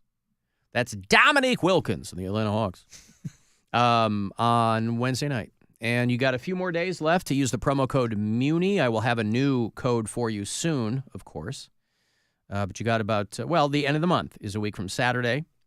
And if you're doing some shopping at CLE Clothing Company, we always have a promo code for you month to month. This month it is MUNI, M-U-N-I. And you'll get, no matter how many times you use it, you get 20% off. You sent me the story about Matt Zuccarello, who took a puck to the nuts. Oh, my God. He plays for the Minnesota Wild. And he crumpled to the ice. Boy, you never like to hear that. It got him right in the balls. And the team physician that was inspecting him said that he ended up with a massive dent in his cup. Do you know how hard that shot has to be to do that? Yeah. Well, I can imagine. That is just incredible. The speed. I mean, usually it happens, you see those guys get hit in the nuts a lot. It happens like they'll lay down for a shot. You know what I mean? Yep. This dude just took a shot, a direct, straight shot to the nuts. Well, it's like these guys, there was a dude not long ago, right? Didn't he die because there was a high stick or something and he slashed him in the throat? Yeah, oh yeah. Just a complete accident. Yeah. I mean, it killed the guy. You're getting pucks to the nuts. And vicious sport, man. It really, really is. I love it. But I love it, too. The thing that I thought was the most interesting of the story for me is I guess I never really understood what a ruptured testicle was. I guess I thought... Well, you know what a rupture is, and you know what a testicle is. But I thought Take those two concepts and put them together. I thought that it just meant if you got a ruptured testicle, like your testicle exploded. I didn't know that it was just like the membrane thing ripped open and they had to fix it. Yeah, it's like the outer lecithin coating of the egg yolk. You got a tear in your yolk. Yeah, and then they go in and I guess they can fix it. And they said they were able to save it with surgery. The best. Did you see the quote from his teammate? Is it in this video? I'm going to play the video. Oh, here. all right. Yeah, go ahead. I'll Sorry. play this for people who are watching. How's your teammate Zuccarello doing? We heard terrible things. We thought he was going to lose one nut, but he actually it survived. He's got them both still, so that's good. He's keeping them both. Poor guy got hit and the sun don't shine and ruptured his testicle. So, and, yeah, he's doing good. The jock had a massive dent in it. It was hilarious, but it was funny after. Now that he's okay. He's like, I was hilarious. That's from 93X, big station there in Minneapolis. I love listening to hockey players in interviews, especially when they're candid like that. Because sometimes, you get the standard, we gave 110%, it was a team win, blah, blah, blah. When they're candid like that, you can't stop. Like that guy knew he wanted to say testicle, but he starts with, I don't know, I almost lost a nut. Yeah. Oh, it's so great. These guys have been playing the game a long time, right? They're not going to sugarcoat it. Not at all. Not at all. And at the end, he was like, he had a ruptured testicle. But you could tell right out of the chute, they were able to save one of his nuts, eh? You got to wonder how many guys in the National Hockey League, though, are monoballs, like who were in maybe a similar situation and they weren't able to save it. I mean, it can't be a big percentage, obviously, but I mean, last thing you want is to be in a situation like that and you end up with a necrotic testicle. You look down and it's just withered on the vine. Nothing you can do about that. See, again, I will add to my impressive search history that the company will find out eventually is NHL players that lost a testicle. And it looks like, let's see, Blake Wheeler lost one. Mm-hmm. Zuccarello, they said he lost one, but it looks like they were able to save it, so he's fine. And then it looks like Dakota Joshua. Oh, his was a tumor. So Blake Wheeler was the only one that lost one. Okay. Only guy who's out there with one nut. Is he still playing or is he retired? I think he's still playing. This happened in 2022. He blocked a shot from his teammate. All right. Well, I mean, this guy, you're out for 3 to 4 weeks. I mean, you're sitting on a bag of peas there for about a month. I mean, the pain, right? Like, it hurts if you get flicked in the nuts. Can you imagine? Yeah. Oh, my God. My middle brother, he's only 15 months younger than I am. When we were kids, we had a huge pogo stick phase. I still have a pogo stick. I mean, we're going on 3-4 years now, but I was going to do something with it at Oak Tree, and then I held on to it because I'm like, when we move down to the new studios, we're going to have a pogo stick competition in the big window there because we started in the street side studio. And it never came to fruition because I was thinking, I'll just get back on the pogo stick, and it'll be like riding a bike. Once you kind of get your sea legs again, if you spend any amount of time on a pogo stick, I'm like, I'll settle right back into it. That proved to be much more difficult than I had anticipated. So it required a bit more practice to the point where I was like, well, this is going to be a very lame bit because nobody's going to be able to do it. Because you have to have, obviously, your center of gravity is a whole different situation there. But my middle brother, when we were kids, and we were spending a lot of time on the pogo stick, he ended up having to have surgery because he had spent so much time on it that his one nut got twisted up. Whoa. And the doctor at the time was like, pogo stick, And we're like, you can't, I mean, we're talking 1982, 83. I'm like, you can't have that many people coming in with pogo. You think the pogo stick injury might be like you land on the handle or the bar or something, not just the up and down of the movements. But I was like, man, that's no good. Did he lose it? He did not lose it. No, they literally kind of just wound it back. When you're getting the twist tie off the loaf of bread? Jesus Christ. Yeah, kind of that. Was it just that his balls hurt? Is that, did that's they what take him to the doctor? Is that how they knew? Well, yeah, it was like swollen up and. Oh my good God. Yeah. It was like, so it ended up not being a big thing, But anything associated with that down there, because it's in a very small area, obviously, you're just in your little pouch. And at that age, it's even smaller. A lot of videos are funny, seeing someone take one to the nuts, but that one just wasn't. You just felt for that guy instantly. It was there's certain things that you see that you cannot stop laughing, like that old guy that sits down on stage and crosses his leg and squishes his own nuts. Oh, God. It's the funniest video I've ever seen in my life. His reaction of Yeah. Fantastic. I'd rather watch Kelsey Grammer fall off that stage again than see a guy sit on his own balls. Oh, no. I mean, even women and women will say that the pain is similar to like being punched in the breast or something. But even women who don't have testicles, there's like a visceral reaction to a guy getting kicked in the nuts or something along those lines. There was a guy with the Mariners a few years back. Verlander was pitching, and he hit the guy in the nuts. That guy ended up with a ruptured testicle. That happened to an ump, too. The guy foul-tipped one, and I think it actually hit I think it hit the catcher and the ump in the nuts.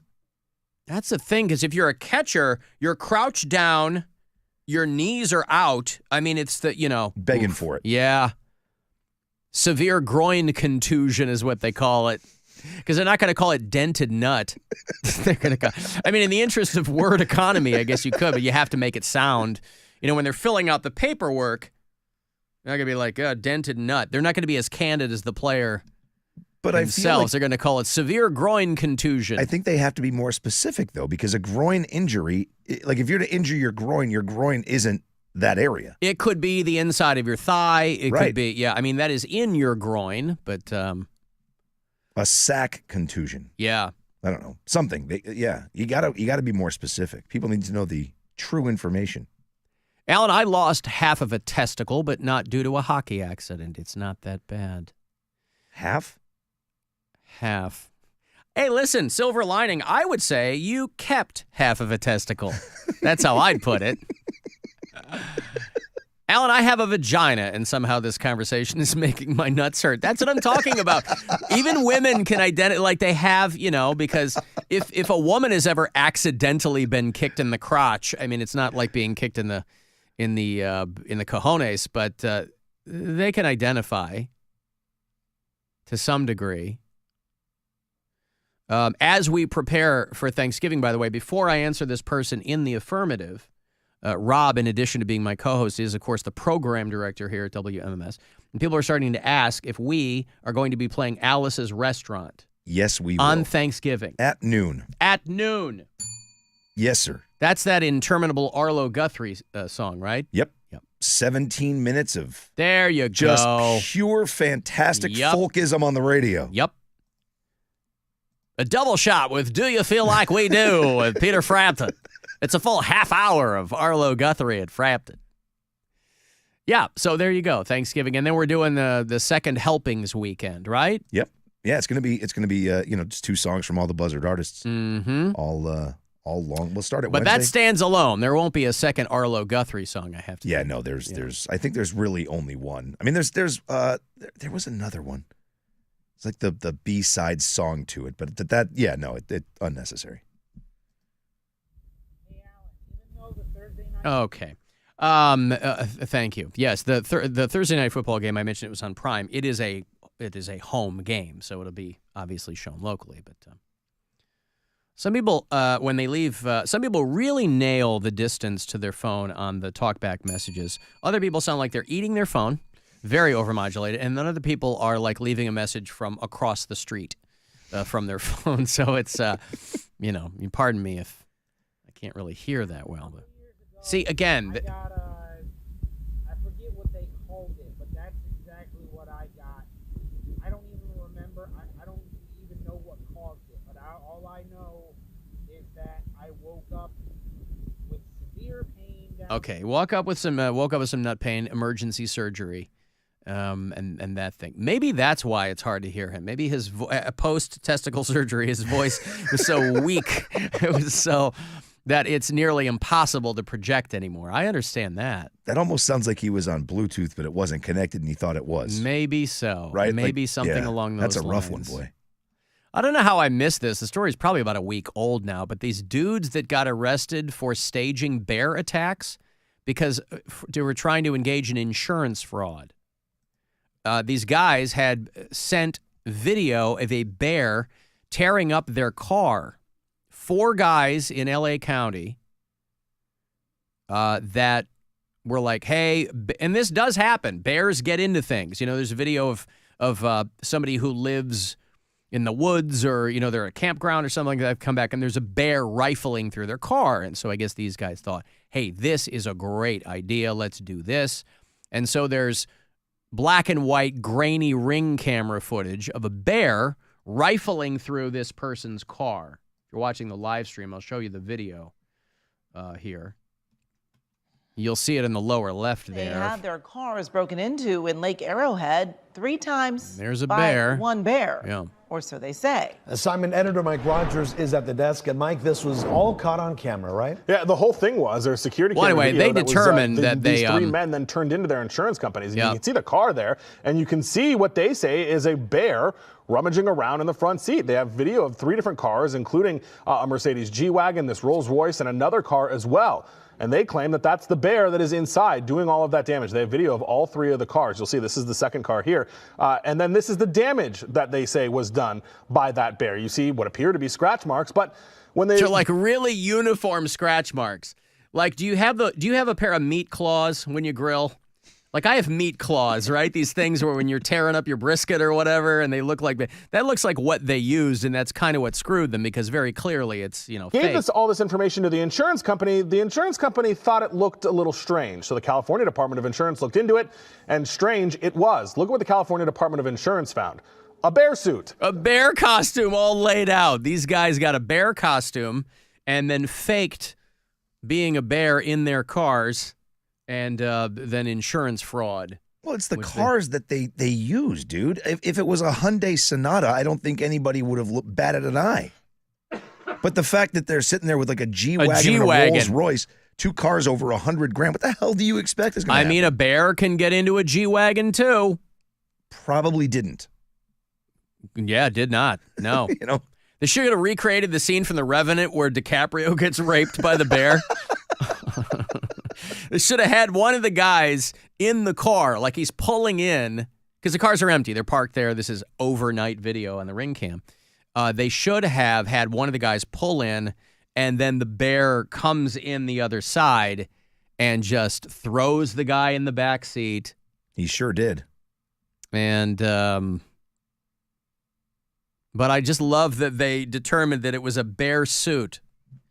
And they're like, yeah, because at the end of the main piece of video, it just looks like the bear is sliding out of the car down the passenger seat. And that's not real. I don't have a lot of experience with bears. I've only seen them from afar when I've gone camping. But, yeah, you're in big, big trouble when you're trying to engage in insurance fraud. And frankly, bears get a bad enough rap. Why do you have to throw this at him, too? This is San Bernardino County out there. And then they send photos. Hey, we're going to need photos for your insurance claim. Wow. That is because people who've actually had their cars tossed by these bears, they're just destroyed. They pull out the center console, and there's like real damage. What I don't understand is, if you're going to do insurance fraud, why not destroy the inside of the car? But you're right. These are high-end cars. A 2010 Rolls-Royce Ghost. Oh, my God. A 2015 G-Wagon. A 2022 Mercedes E350. They were trying to defraud their insurance companies to the tune of about $150,000, which I imagine is just the cost of one of those cars. So they were all, the California Highway Patrol got them out there. They put Ponch and John on the case, and they got out there. And I wonder if Department of Wildlife gets involved, too, initially. They're like, hey, there's a bear, blah, blah, blah. We need you guys to look into this. And then those guys get to peel off when they determine that it was a bear costume. Within seconds. Like, look, the damage to the car, they had to have known instantly. Like yeah, little scratch really mark uniform on a seat. scratches, yeah. It was not well planned out. But imagine going to their house, they're like, hey, we have a search warrant or something like that, and they find the bear costume, and it's all laid out. No. I'm a furry. Yeah. I didn't. That wasn't the crime. I mean, it's a pretty rad costume, actually. I mean, when they lay it all out, if they had just put a little bit more time into it, maybe they could have pulled it off. But the investigation was dubbed Operation Bear Claw, which sounds like you have a search warrant on a bakery that's acting as a front, some heroin or something. Pair of bear claws, please. Newman goes into the diner. I got to take a break. You want Cavs tickets? I got them for you. December the 3rd. It's a Tuesday night. They're going to be playing the Washington Wizards at the Romo Fijo. And you can be there, Cavs.com. Obviously, we'll get you all the information, but I'll hand off that pair when we get back here. Text me for anything, 35192. Listen anywhere on the iHeartRadio app. This weekend, the Buzzard takes you back. We're sending you back to a decade fueled by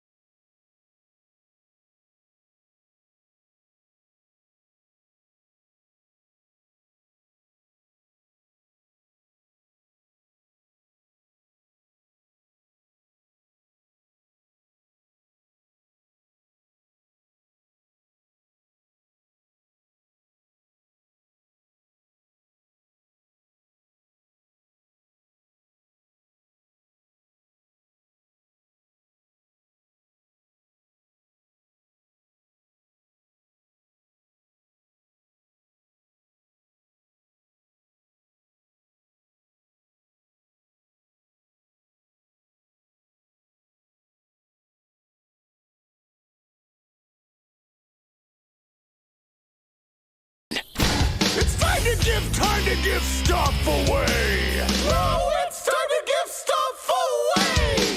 All right, you want to go see your Cleveland Cavaliers. They're taking on the Washington Wizards. The game is a week from Tuesday, so not far off. That'll place it squarely on Tuesday, December the 3rd at the Romo Fijo. Cavs.com always has the details you need, full schedule. You can buy tickets there. They're all on sale, or you can win them. Cavs Wizards on Tuesday night, December 3rd for caller 10. Good luck. 216-578-1007 to win, or 800-348-1007. These days, you have a million ways to entertain yourself. Are you not entertained? This one just puts entertain in air quotes. I am not entertained. The Alan Cox Show. On 100.7 WMMS. In Parma, see what she eat, daydreams are made of. We need something to do, stuck here in Parma. These streets are loaded with potholes. No one takes birth control. Hear it for Parma, Parma, Parma.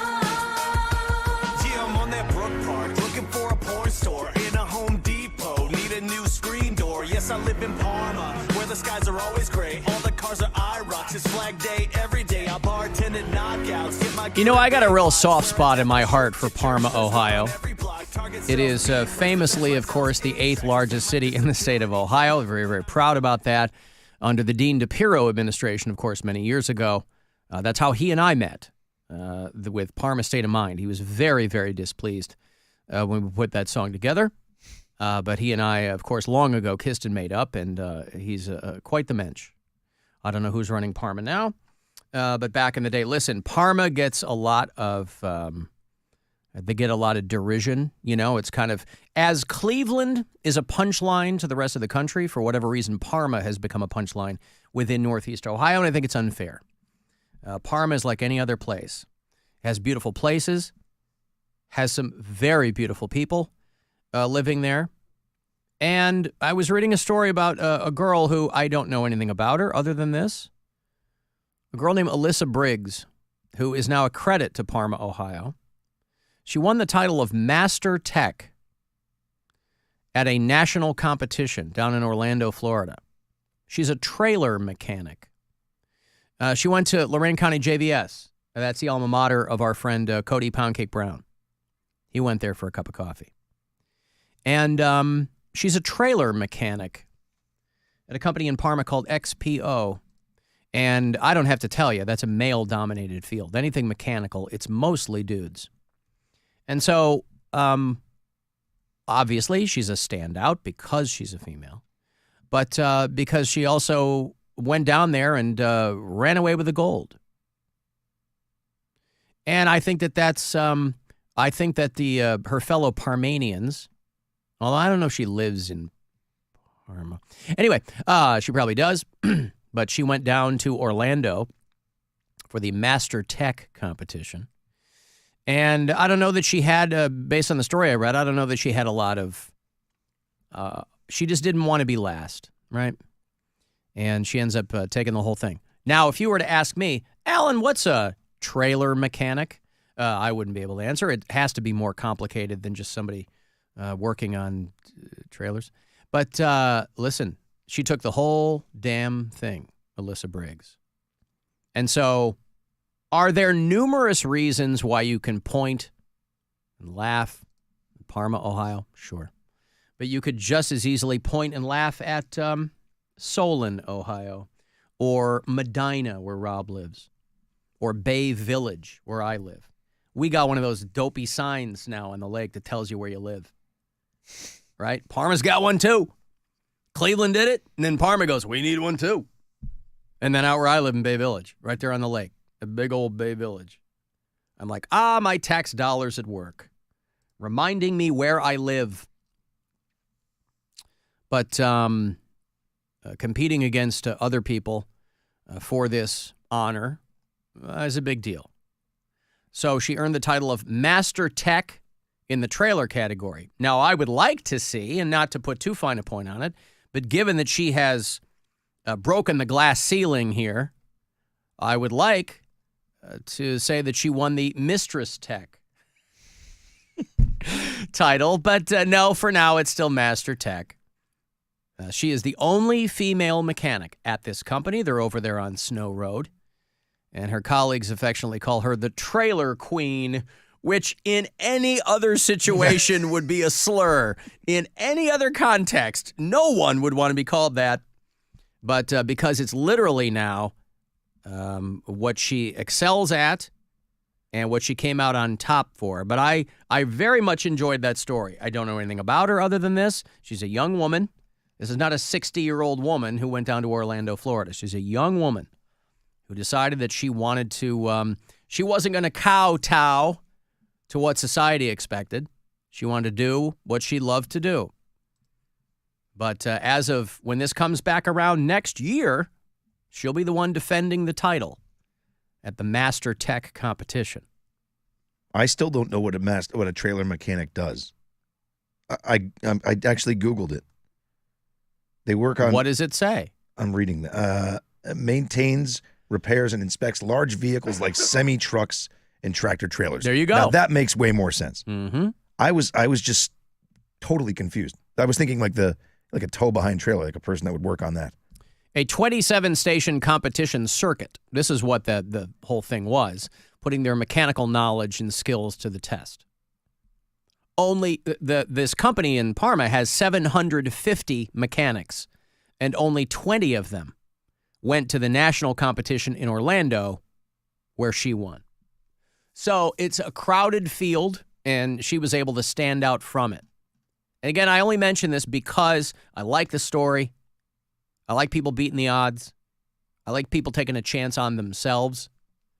And I have a soft spot for Parma. I've never lived there. Granted, full disclosure, when I have to drive through it, I do go as quickly as possible. No, I'm kidding. I love it. We were just at the Parma Tavern for the Cox Out. Love Parma. We used to work right down the street from Parma. And they have some beautiful, beautiful people who reside there. So tell Rob the logo is still up. Okay, the logo is still up. Oh. Sorry. There we go. People want to see our shining faces, Rob. Sorry about People that. want to look at us. What a fail. People want to go to the live stream and say, hey, there's a couple of guys. So congratulations to that girl. Also, since I'm on the Sisters Doing It For Themselves, they are celebrating some kind of momentous occasion over there at Guinness World Records. And so what they did was, I'm going to show this to you on the live stream because it's just fascinating. They had the world's shortest woman and the world's tallest woman meet. And the world's shortest woman, I mean, this is not like, oh, my grandmother's 4'1". No. This girl's like ankle high. She's like a teacup Yorkie, this woman. She's an Indian woman. And the world's tallest woman, I think, is English. And I'm going to show this to you here, and it's just fascinating. The Guinness people had the world's shortest and tallest women meet each other. This is a really special year for Guinness World Records. Not only Look at this woman. This is the world's shortest woman. She looks like a doll that has come to life walking through this revolving door is here. our 20th Guinness World Records Day, but we're beginning the celebrations for the 70th anniversary of the book. How better to celebrate than to unite two of the most iconic record holders. And then there's the tallest woman in the world in the Guinness Book, and because they're so tall, she needs like a walker with wheels to get around. These people have serious structural problems, hip things and... Have Rumesa and Jyoti, the world's tallest and shortest living women. That is her voice. She says it was so lovely to meet the tallest woman. Jyoti Amge is this Indian woman who is the shortest woman in the world. It sounds like what they're playing over on Magic for the Christmas music. She also wants a hula hoop. Oh, my God. She is so good-natured, she said. Obviously, she's not speaking English, and I felt really comfortable talking with her. This is a tiny, tiny woman. I think she's like in her 50s or something. And oh, my God. Now, I have to assume that the world's tallest woman is going to have a very different voice. What makes you say that, Alan? Right. That's what she's going to sound like. Oh, boy, oh, boy. Oh. Hi, my name's Tanya, and, yeah, I'm really tall. What do you want from me? How tall are you? Oh, I'm tall. I gotta walk around with this walker here, and, yeah, I'm really, really tall. All right, listen, it's stupid. Here's back to the... Meeting Jody for the first time. Okay, so I wasn't far off. Rumasaya Gelgi is the world's tallest woman, and It was wonderful. She's the most gorgeous lady. Guinness World Records is all about celebrating differences, and by bringing together these two amazing... they're having tea, and the world's shortest woman is picking up a normal-sized tea. I swear, she needs a spotter. She's so small. But they brought these two together, which is great. They'd never met before. You would have thought that they would have met before. Iconic women. It's like an American Girl doll has been cursed, and it's moving around this room. They can share their perspectives on life with each other and also with us. She says it can be difficult to look up so much because so many people are taller than me, but it was good to look up to her. And then they're reading a book, even though she's much taller than most people are. I did get some pains in my neck, she said, but I'm used to it. I realized me and Jody have a lot of in common. We both love... Look at that. She's holding her in her lap. I don't know if either of them are married. Self-care, makeup, doing our nails. I love it. That's great.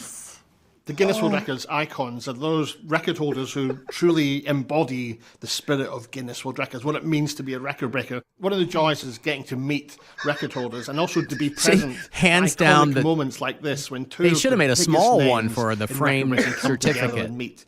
It's fascinating to watch them interact, to chat, to share their stories, to share gifts. It's a real privilege, really, to be in this position. So I'm very proud to be here today. You know, because so much of the Guinness records now are this dumb crap like the dog that popped 100 balloons, popped the most balloons in 60 seconds. And here's the world's shortest and the world's tallest women who are meeting for the very first time. I'm on a delay. I just saw the frame. Yeah, I'm. Oh my God. The Guinness guy hands them these framed certificates, but they're like proportionate to our size. So it looks really small in the tall lady's hand and really big in the small woman's hand. The small one's like leaning on it with her arm up. Yeah. And the other one's like holding a postage stamp. Yeah. I know I should not be laughing as hard as I am at this, but oh my God. Well, no, I just wasn't expecting that. Visually, it's absurd. But Again, then she talked. Oh my God, it's exactly what you would have expected. Yeah. Oh. Yep. So that's fun for them. I wonder if they'll stay in touch. I mean, you could literally spirit away this tiny woman in like a suitcase or something, and you could take her with if you're dating her, you're paying for one train ticket no matter where you're going. Never paid for a flight. Right Nope, in a duffel bag. Not once. I have her in my cat carrier. Alan, they would have been great COVID friends. They're already social distancing. Yeah, even right next to each other, they're 7 feet apart. Oh, that girl wasn't. Yeah, somebody remind me. She was in American Horror Story. She's 30. Obviously, she looks older than that because of her diminutive stature. Right. She looked familiar to me, so I'm sure she's been in things. The small one or the tall one? The small one. Okay. American Horror Story Freak Show, yeah. Alan, that tall woman has real attitude. Yeah, well. And what's weird is whether it's a male or a female, the tallest people, they always have that same, because it is a condition. It's oh God, what's it called? Matt McGorry had it. The guy that was, he was on the Stern Show for a long time. I forget what it's called, but like some megaly something, I forget. Little one sounds like ghost bag, somebody said. Yeah, I know. I know. But yeah, the shortest and the tallest women being put together by the Guinness. And that's got to be fun for that guy, too, because it's more, when I was a kid, I remember we had the Guinness Book of World Records. It would come out every year, but my grandma had the one that was like 1978 or something, and it was a hardcover, and it was real thick. It was like 1,000 pages. And on the back was that classic photo that they kept forever of the world's largest twins. On the motorcycles? On the motorcycle. The best. But I don't think they were on motorcycles. They really wanted to drive the point home, so they put them on like those tiny little like circus motorcycles, I think. Unless they were on actual bikes, and it just looked like when I was a kid, maybe I just thought they were tiny motorcycles. No, I think you're right. Yeah, but they really wanted to drive home how big these guys were. And I used to thumb through that Guinness book, and they would have pictures of the tallest person ever. There was a guy named Robert Wadlow, who I think he was from Illinois, maybe, was the tallest guy ever. And those people die young-ish because their bodies just cannot, it's probably much more traumatic to be that large than to be that small. I don't know if you die sooner being that small, but the small one's 30. I mean, imagine if she becomes like an old woman at that size. If she's fortunate enough to live that long. But that's pretty intense.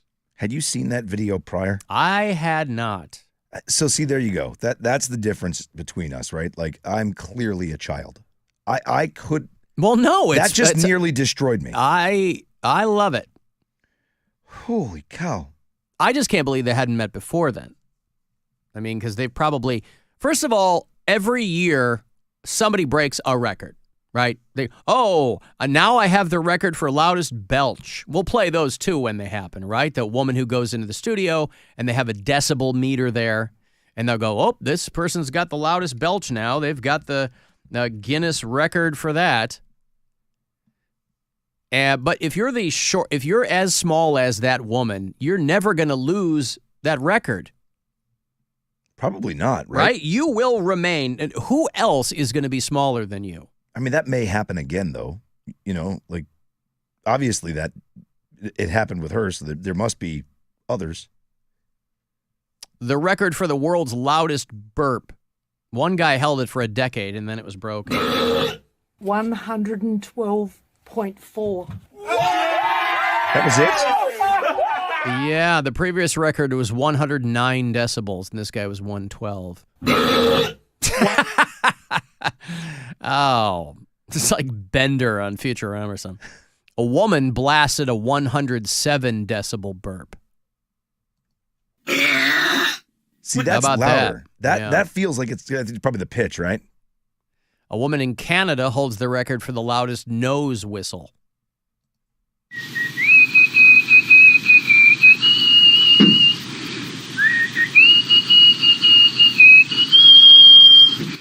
That's what they're doing up in Canada.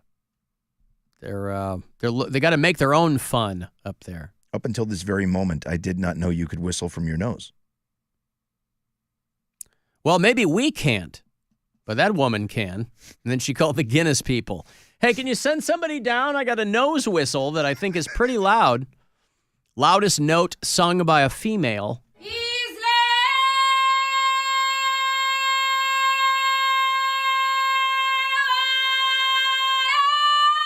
Honey, I'm trying to sleep. For Christ's sake, I'm trying to. Will you shut up? I got to work all day. I'm trying to sleep. Please, honey, I love you, but stop. Oh, I'll do anything for you. You know that. My daughter's in the shower. Right. Just let me get some shut-eye here, please. Alan, the longest fingernails picture was always the gross one. Yeah, because they had long, curly fingernails and, Does the Guinness book have anything to do with it does have to do with Guinness beer, yes. It is the Guinness Beer Company is the Guinness Book of World Records. At least it used to be. I mean, maybe they've spun it off, but that is where that's from. Because they did a thing called the World's Biggest Toast. Were you ever part of that? You probably were. That was like a radio thing. I did that for a lot of years where around the world at the same time they would synchronize, people in cities doing the Guinness toast, and that was their contribution to the record book that bears their names, the world's biggest toast. We used to do that every year. Alan, if you had to bang a 2-footer or a 7-footer, which way are you going? It's got to be the 7-footer. Has to be. The 2-footer looks like a child. That's I wouldn't even be able to maintain anything. No way. No way. 7-footer is going to be tough too, but I mean, that woman, she's not even able to be pregnant or anything. You know what I mean? Like, she probably can't accommodate. Probably can't accommodate. We'll stop it there. But, man, so maybe they'll keep in touch. Maybe they'll remain pen pals. The one will take the very, very tip of a graphite pencil and write a letter. And the other one will take she'll take a tree branch and cover the tip in soot and write her a letter back. Or I guess they could both use computers. There's no way. They could text each other, I guess, too. You do whatever they wanted to do, and the one would just mash all of the buttons with her hand, and the other one would just get on the keyboard and run from key to key and type out her messages there. I was running. Just picturing that. Yeah, running. Smashing. Where's the any key? And then the other one is running around the keyboard. And oh, God. Man, I got a break. Well, good for them, and congratulations to Alyssa there in Parma. All right, hey, you want those tickets to go see Nile? Nile and 6 Feet Under are on that Revenge of the Underworld tour. MMS, 2 hours to midnight, our metal show presenting that at the world-famous Agora. That one is coming up end of January. Love those bands. So if you want to see Nile and 6 Feet Under, those tickets right after the break here. 35192. Want to text me for anything else? We'll be back. It's the Alan Cox Show. Everywhere on our free iHeartRadio app. Or whatever smart device you have. Just tell it to play the Alan Cox Show on iHeartRadio. From the Mr. Hero Waffle Doodle Weather Center. WMMS weather. Overnight, snow showers changing to rain. Overnight temperatures going up. Rain on Friday with a high of 44. Chance of rain Saturday, high 46. This report is sponsored by Great Clips. There's great in all of us. We're Great Clips. For a great haircut at an everyday great price, stop into any one of the 100 Northeast Ohio Great Clips locations. To save time, check in online on the app. There's great in each of us. There's great in all of us. They're Great Clips. A connection built for everywhere. That's Life Unlimited. That's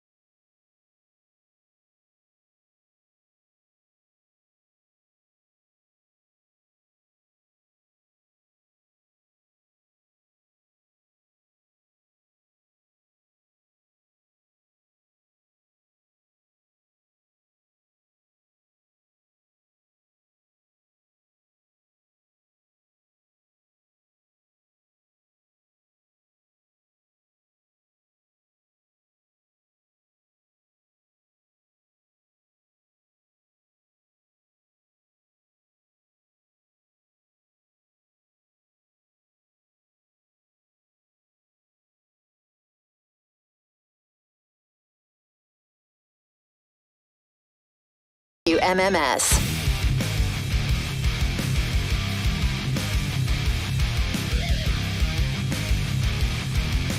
We're going to be rolling out another 2 hours of metal on Saturday night. 2 hours to midnight is the name of our show. Me and Corey Roddick and Pat Butler get in here and play a bunch of stuff for you.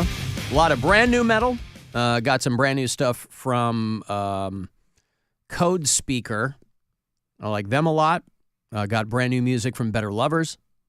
A lot of throwbacks. You know, Acid Bath announced that they are reuniting for Sonic Temple. So we're going to play some Acid Bath. I go back, dug out some old Vision of Disorder, if you remember them.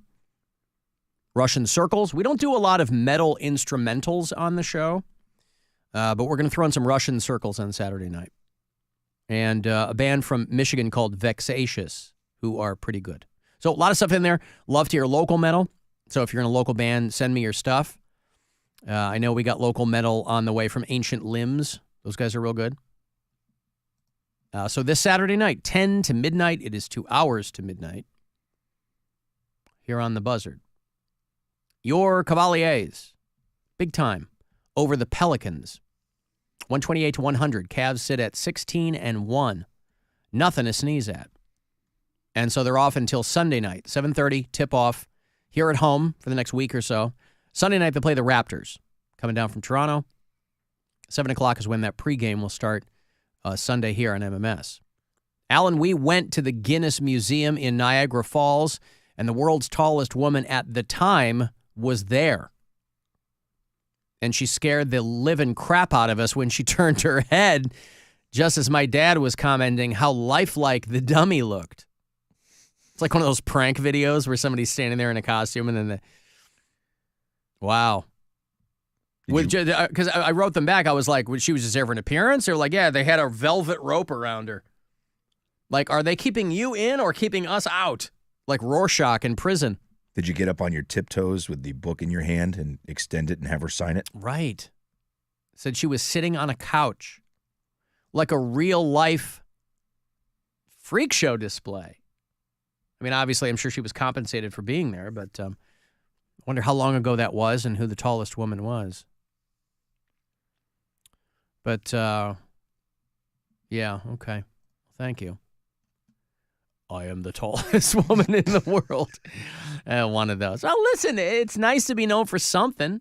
It's nothing that you had any control over. It's not something that you achieved. But it's something.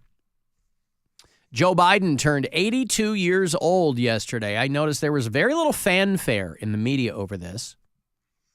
The incoming president is the oldest president ever. And somehow his followers' concerns about age completely evaporated. I don't know how that happened, but there's a guy over at Fox named Jesse Waters. He's got his own show over there. And he said that it's unmanly for a man to wish another man a happy birthday. Nuh-uh. Well, I think this guy worked backwards, right? This is a guy who was in no way going to acknowledge Joe Biden's birthday, so he had to come up with some fakakta reason to not do that. And he said, I won't wish him a happy birthday because it's Now, first off, there's no one who considers Jesse Waters manly in the least. But okay, that's his take on it. See, I don't care about my birthday. I stopped caring when I was 25. Old enough to rent a car. Last interesting birthday.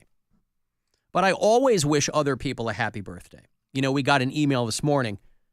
The Kurt man out there, one of our sales guys. We were drinking with him last night. They sent an early birthday email for him. His birthday, I think, is Saturday. But they sent an early birthday email. I like wishing other people a happy birthday because A, it's polite, and B, it's an implicit reminder of their parents' sex life. That's the undercurrent there, right? Every one of your birthdays represents a time when your parents were naked and horny and you don't know how they did it, but they did it, and that's why we're all here. Now, my parents were doing it all the time. So I grew up in a house where my parents were always banging. Really? The door was always shut. We knew what was going on. I mean, my entire life growing up, I was inside my parents' bedroom maybe twice.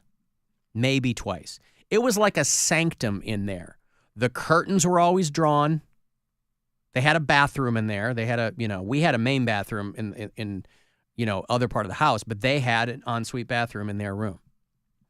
And so if we were in another part of the house and they were both home and their door was shut, my dad was laying pipe. And, and there was a period of time, too, because my mom wanted a bunch of kids. She had me. My middle brother was born 15 months behind me. And then my youngest brother is 5 years younger than me. And my mom wanted to keep going. Well, there's a long period of time there where nothing was happening. And it wasn't for lack of trying. And then she finally got pregnant with my sister. But my mom was 40 when she had her. So my sister is 17 years younger than me. And everybody, when I was growing up, thought she was an oops baby. I'm like, oh, no. If you lived in my house. Although at that point, when you're trying, and people know this who suffer from infertility and things like that, if you're trying to have a child, it becomes rote and it becomes less and less fun because you have charts and basal thermometer readings and all that. Honey, it's time, that kind of thing. And it becomes like more of a chore and a job. But when I was younger, my parents were going at it all the time. Did you ever catch them? I never did. No, because the door was shut. We knew what was up. They didn't even need a sock on the door. You know what I mean? Like, nope, never caught them. Because it was like, there was no way to, there they are, live audio from my childhood. There was no way to catch them, right? There was no way to catch them because we knew what was going on. So they were just always confined to the room. Yes. Okay. Yeah, they weren't freaks. I don't mean that. I just mean maybe you guys weren't home and they got a little something going on the couch or something. No, nothing like that. No. Nope. Slapping sounds. No, they were always, anyway, so I don't mind wishing other people a happy birthday because it reminds them that their parents banged. And there are parents who I think are quite serious when they tell their kids, your father and I had sex precisely 4 times. That's why there are 4 of you. It was a different time for a lot of people. And again, my parents weren't crazy hippies. My dad was a military guy. My mom she was a little bit of a hippie, but not in the traditional sense. My mom was still pretty square, but they like to get it on. They were made for each other. And God bless them. Good for them. But I do envision, or I had for a long time, I had envisioned, knowing what my mom's intentions were with her fecundity, I had envisioned an alternate universe where I had like 7 siblings. 7 brides for 7 brothers, this type of thing. I mean, we were Irish Catholic, so it stood to reason. But yeah, friends of mine, and I've told the story of my friend Richie when we go over to his house, and his parents were banging, his mom screaming and fill me up and all that kind of stuff. Like middle of the day. I told that story not long ago. But yeah, there were some, I didn't have many, but I had a couple friends kind of in the same boat. We kind of had our own little trauma support group. But also, like, the sex stuff in my house was never verboten. Like, I got told about the birds and the bees when I was real young by my mom. And so I just grew up not thinking any of that stuff was weird. But obviously, most kids, they want nothing to do with the concept of their parents having sex. I had a buddy, I would stay over at his house when I was younger. His parents were divorced, and his mom always had somebody over. So some guy would invariably be walking out of the bedroom on Saturday morning, pouring a bowl of Lucky Charms right next to us. Was she also going back for round 2, probably? What? Was she also one of the audible ones? Was it loud there too? No, that particular one, no. They were quiet, but I just remember one time my dad had come to pick me up after staying over at my friend's house, and the guy left the same time I did, and my dad's like, I work with that guy. I know that guy. He's like, he was over here? I go, yeah, I guess he's dating his mom or something. He's like, I know that guy. I go, all right, well, he knows her in the biblical sense. So I don't know what to tell you. coming home from your friend's house making the noises like Forrest Gump. Yeah. Yo, mama sure do care about your schooling. Yeah. Oh, there was a lot of that in Casa Cox when I was growing up. Yeah. But nothing freaky. I just know when that door was shut, what was going on. But again, I never saw my parents yell at each other. They never raised their voices to each other, so something was working out. So I don't know how long that lasted. Obviously, my dad passed away a couple of years ago, and he was in his mid-70s.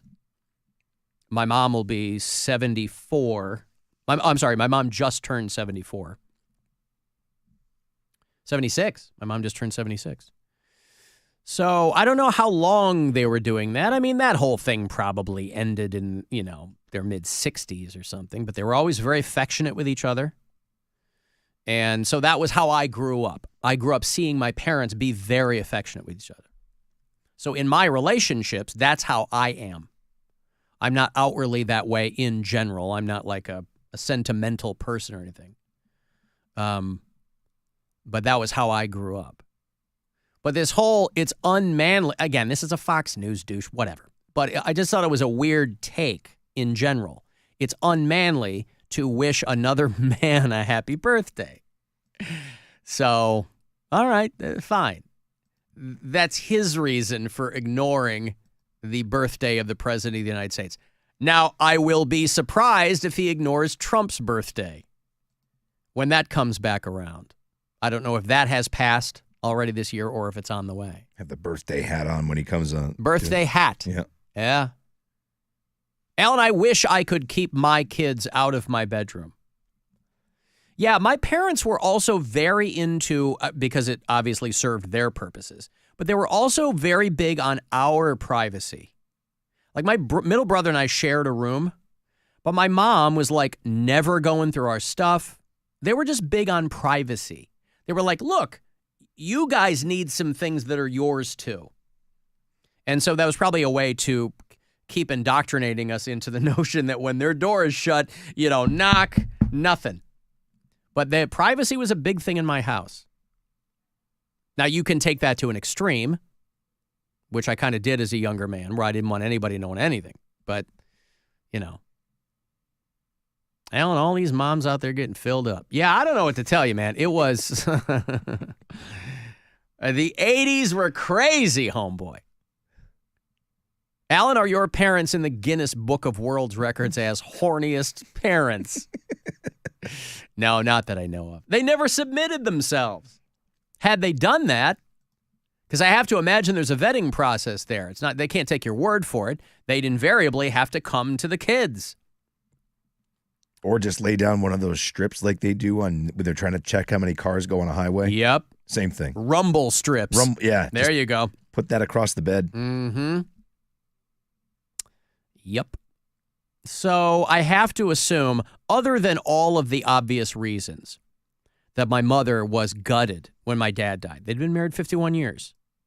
I have to think that part of that is she knew never going to get the D again. The customers joke about it. They go, oh, is your mom dating anybody? And I, of course, play along, but I go, no, my mom has zero interest in any of that. And so it would be strange for me. And again, it's a different generation, but it would be, I can't imagine a life where you've only had sex with one person. Now, I know my dad had a good time before he met my mom. Nothing crazy, but I know that they were not the same when it came to that. But, try to envision. I guess there are still people who do that. There are people who lost their virginity with the person to whom they are married. And there's nothing wrong with it. I just can't even fathom it. For some people, that's enough. They're like, that's the person, and that's them. And nothing wrong with that. But I can't even get my head around that. Anyway, when you wish someone a happy birthday, just remind them your parents banged, and that's why they're there. And they should be happy about that. It's so Hey, fun. Alan, I was talking to It's what? No, go ahead. Hey, Alan, I was talking to a friend about insomnia the other day, and she was telling me some deep dive about insulin and whatever and not getting sugar or breaking down sugar. I don't know. It was all very medical and it made a lot of sense to me, but it was basically like, hey, you're getting older. Your body isn't breaking things down anymore, so it's waking you up because it needs certain resources or whatever. Thought I'd share. I am not ready to comment on Bill and Mary leaving. Still processing. Hate the show. Love you. Bye. Jeez. Well, that's a real bummer because I was waiting to find out when that person would be ready to talk about Bill and Mary leaving. Yeah, no, listen, insulin, blood sugar, hypo or hyperglycemia, can really mess with, but I've never been a great sleeper. This is not an issue of me getting older. I've never been a great sleeper. It's just there are extreme cases, like the other night, whatever that was, Tuesday night, that I slept for a half an hour all night. I don't know what that was, but that wasn't good at all. Because under normal circumstances, like, I'm not a dude getting up in the middle of the night to pee, right? Last night, I was back to kind of tossing around all night. But, yeah, to your friend's point, I get that. Low blood sugar.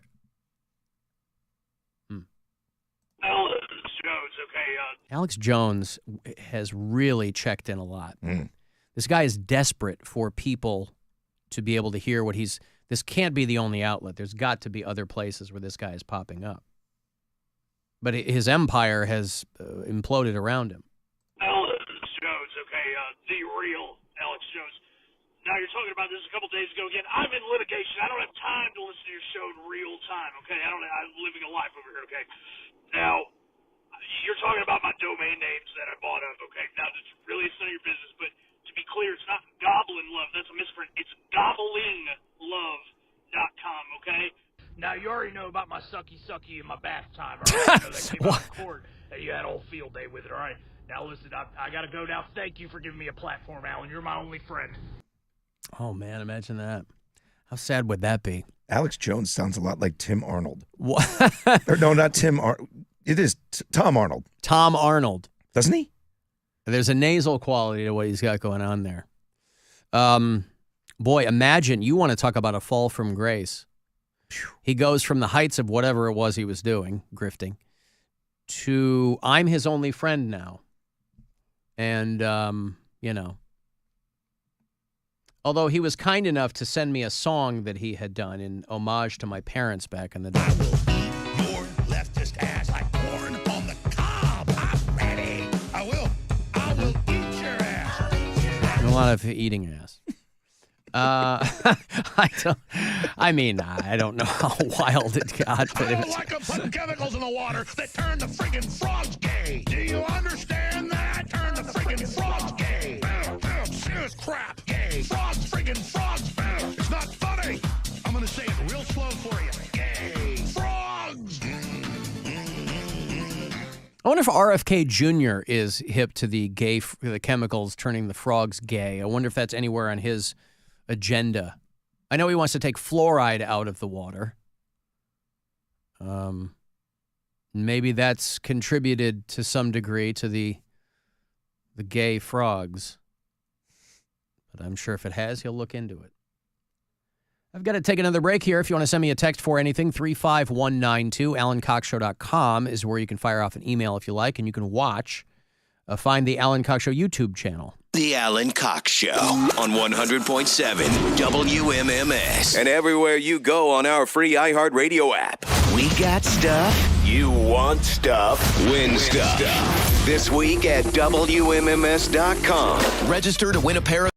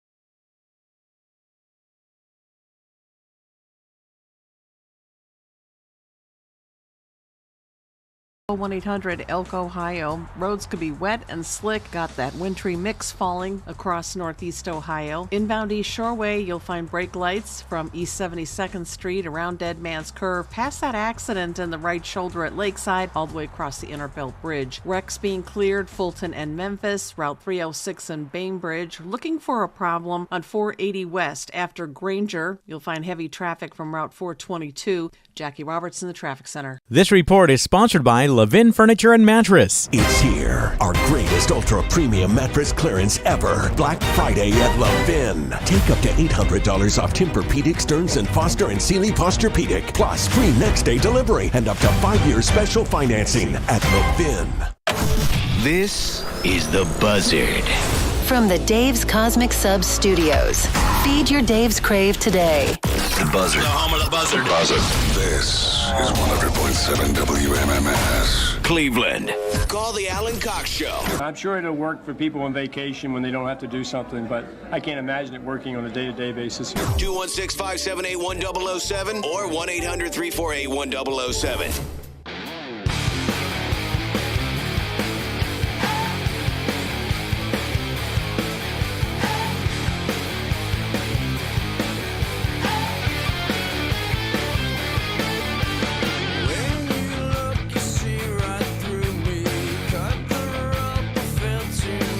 I always forget about Velvet Revolver. I forget that Scott Weiland did a bunch of things after Stone Temple Pilots. He was doing solo stuff. When he died, he was in a band called, what was his band when he died? The Wildabouts or the Wild, something like that, yeah. But Velvet Revolver was, it was a big deal. It was him and the GNR guys, and I always forget about it until one of them pops up. Slither was the first song that they dropped, and they had a whole bunch of them. I mean, I think of them in kind of the same cat, maybe just because of a front man in a different band, like Audio Slave, when Chris Cornell essentially fronted Rage Against the Machine. Both great bands. Yeah, both great bands. I loved Velvet Revolver. Velvet Revolver was great. They were too beautiful for this world. They were never going to last that long with all of those different personalities in it. But I was watching this woman on TikTok who has, her life hack is, if you just can't get out of bed some mornings, you slither your body out. So she's in bed with her microphone, and she shows you how to do. You just, again, I don't know how this helps you. See, I'm one of those people where it's like, I need to spring out of bed. I need to really get like an oomph going. I'm the exact same way. Alarm goes off. Yeah, I don't hit snooze. Nope. I need to get up and start doing things because I know I'll just, this. But she says, hey, listen, not everybody's like that. Obviously, you can slither right out of your bed. And Do you ever have those mornings where you just don't want to get up? Me too. In fact, for most of my life, every morning when I woke up, I just felt this huge sense of dread. I mean, I don't know why it was so hard to get out of bed. So I talked to my therapist about it, and she gave me this life-changing technique. It's called slithering. Maybe sleeping with your microphone is what's keeping you up. It's called Slytherin, like one of the Harry Potter houses. No, slithering. Oh. And today, I'm going to teach it to you. So I'm starting laying down. The first step for me is you're going to think about just letting the weight of your emotion just drop you out of bed. Now I am dripping down the side of the bed. No joke. I'm getting on the floor. And instead of truly... How does getting farther down help you get out of bed? Okay, you're physically out of bed, but now you're on the ground. If you're like, because she describes it as like the emotion of having to get up. But now you're on the ground. I mean, literally and figuratively, I would think that wouldn't be good for your state of mind. Now I'm on the floor. Well, maybe, again, she says this is a life hack that works. Swing your feet, put them on the floor, you're up. Take it to the bridge, throw it overboard, see if it can swim, back into the shore. That's how I live. Fighting the heaviness, embrace it. Let the heaviness just consume you and allow it to have you roll out of bed. And then I would just kind of start to move, and I'm writhing around on the floor. Just literally kind of twist and turn and move your body. I feel like we're being trolled at this point. She's like, okay, so now she's doing yoga on the floor, and But maybe this is part of a grand plan. It's very likely that I'm judging this too quickly. Whatever shape you want until you start to feel that heaviness break apart. For the first couple mornings, I would literally lay here on the floor, as pathetic as it sounds, for like a minute or two. And slowly, what starts to happen is that frozen kind of dread starts to break apart based on your own movement. And then all of a sudden, what you're going to feel is this ability to actually either sit up or roll over. Why couldn't you do this in bed? Dear Christ. Could you just Stretch just get up. Could you do me a favor and play some Jimmy Buffett? This woman is the most obnoxious thing I've ever heard in my life. And My she's God. she's some kind of, her name is Mel Robbins. She's like a big deal. Like she's somebody who, she's like a self-help guru or something. So listen, whatever helps people. But again, this is not a woman, I think, who is speaking from the perspective of someone like who's depressive. If somebody's like clinically depressed, I understand it's completely different trying to get out of bed. But she's like, oh, yeah, it's a real bummer. So she spent the last 3 minutes on the floor. Now she's getting up. Maybe this works. I don't know. Alan, what I do is I lay here on the floor, and then I stretch, and then I lay here some more, and then I call my husband to help me up, and I hold the microphone very close to my mouth when I speak, because that's what people like to hear. And then I get up, but then I lay back down because I feel like my emotions haven't been in check for the day. It's like lazy ASMR or something. She's eating this Shure microphone here. And you're not going to stand up yet because the point is to move through this. You're still not standing Get on up. all fours. Oh, here we go. And crawl. Yeah. Across the floor to the bathroom. Are you kidding me? It's really gotten that bad that I am going to crawl across the floor? But holy cow, does it do wonders. So you get on all fours, and the point is you're going to slowly, like a dog or a cat, you're just going to crawl toward the bathroom. Which means risking being seen by my 3 children. From the very first time I tried this, by the time I got to the bathroom, all that heaviness was gone, and something magical replaced it. This sense of freedom. By the time I got to the bathroom, I wanted to stand up. I wanted to face the day. I had moved with and through the heaviness that it was no longer in me, and I felt something else. Imagine this is your mom, and what's mom doing? Oh, she's the kids have already eaten breakfast. They're on the bus. Mom's still getting out of bed. She's crawling around on the bathroom floor. I mean, she's quite well-to-do, so this is like first world white lady problems, I guess. But, she's got like high-end jammies on, and her bathroom looks great. Cleanest part of the house is from her bed to the bathroom, just like grooved out clean. Yeah. Oh, what an obnoxious... Just a dusted track. She's dusted the floor with her... If you can't get out of bed in the morning, I mean, yeah, okay, give yourself some latitude. You lay there for a little bit, but holy cow. How does that... See, to me, a life hack is something that takes something mundane and shortens it. A life hack to me is, hey, you know how this takes you half an hour? Here's how you can do it in 10 minutes. Not, here's how you get out of bed for 20 minutes. Wow. Well, good for her. There you go. Maybe you're somebody who requires a self-help guru, and Mel Robbins might be for you. As long as you don't mind the smell of your toilet, you can crawl into the bathroom. Maybe take a little nap there before your shower. Remember all those nights in college where you were worshiping the porcelain goddess? It's like that. She has 2.5 million followers on TikTok. Oh, dude. God bless her. Listen, people are so desperate for, I guess, any kind of recommendations as to how they... But again, I go back to, fundamentally to me, life hack means doing something in a shorter amount of time. Because some of those can be very useful. They go, hey, here's a life hack. When you're in the kitchen and you try to cook this, do this instead. Okay, cool. I'll do it. We used to just call them tips. Now they're Here's called life tip. hacks. Yeah. Well, I mean, yeah. You can call them what you want, but I don't know that I've ever heard of one that takes you longer to do something. Hey, here's a life hack. Have a hard time getting up in the morning? Get onto the floor and then crawl to the bathroom. Oh, what a great life hack. Hey, I've got a great life hack for you to get to work. Instead of driving, walk. Life hack. By the time you get there. Yep. You'll be... wide awake. Wide awake. Crawl to the bathroom while your children stand around you. They've already been up.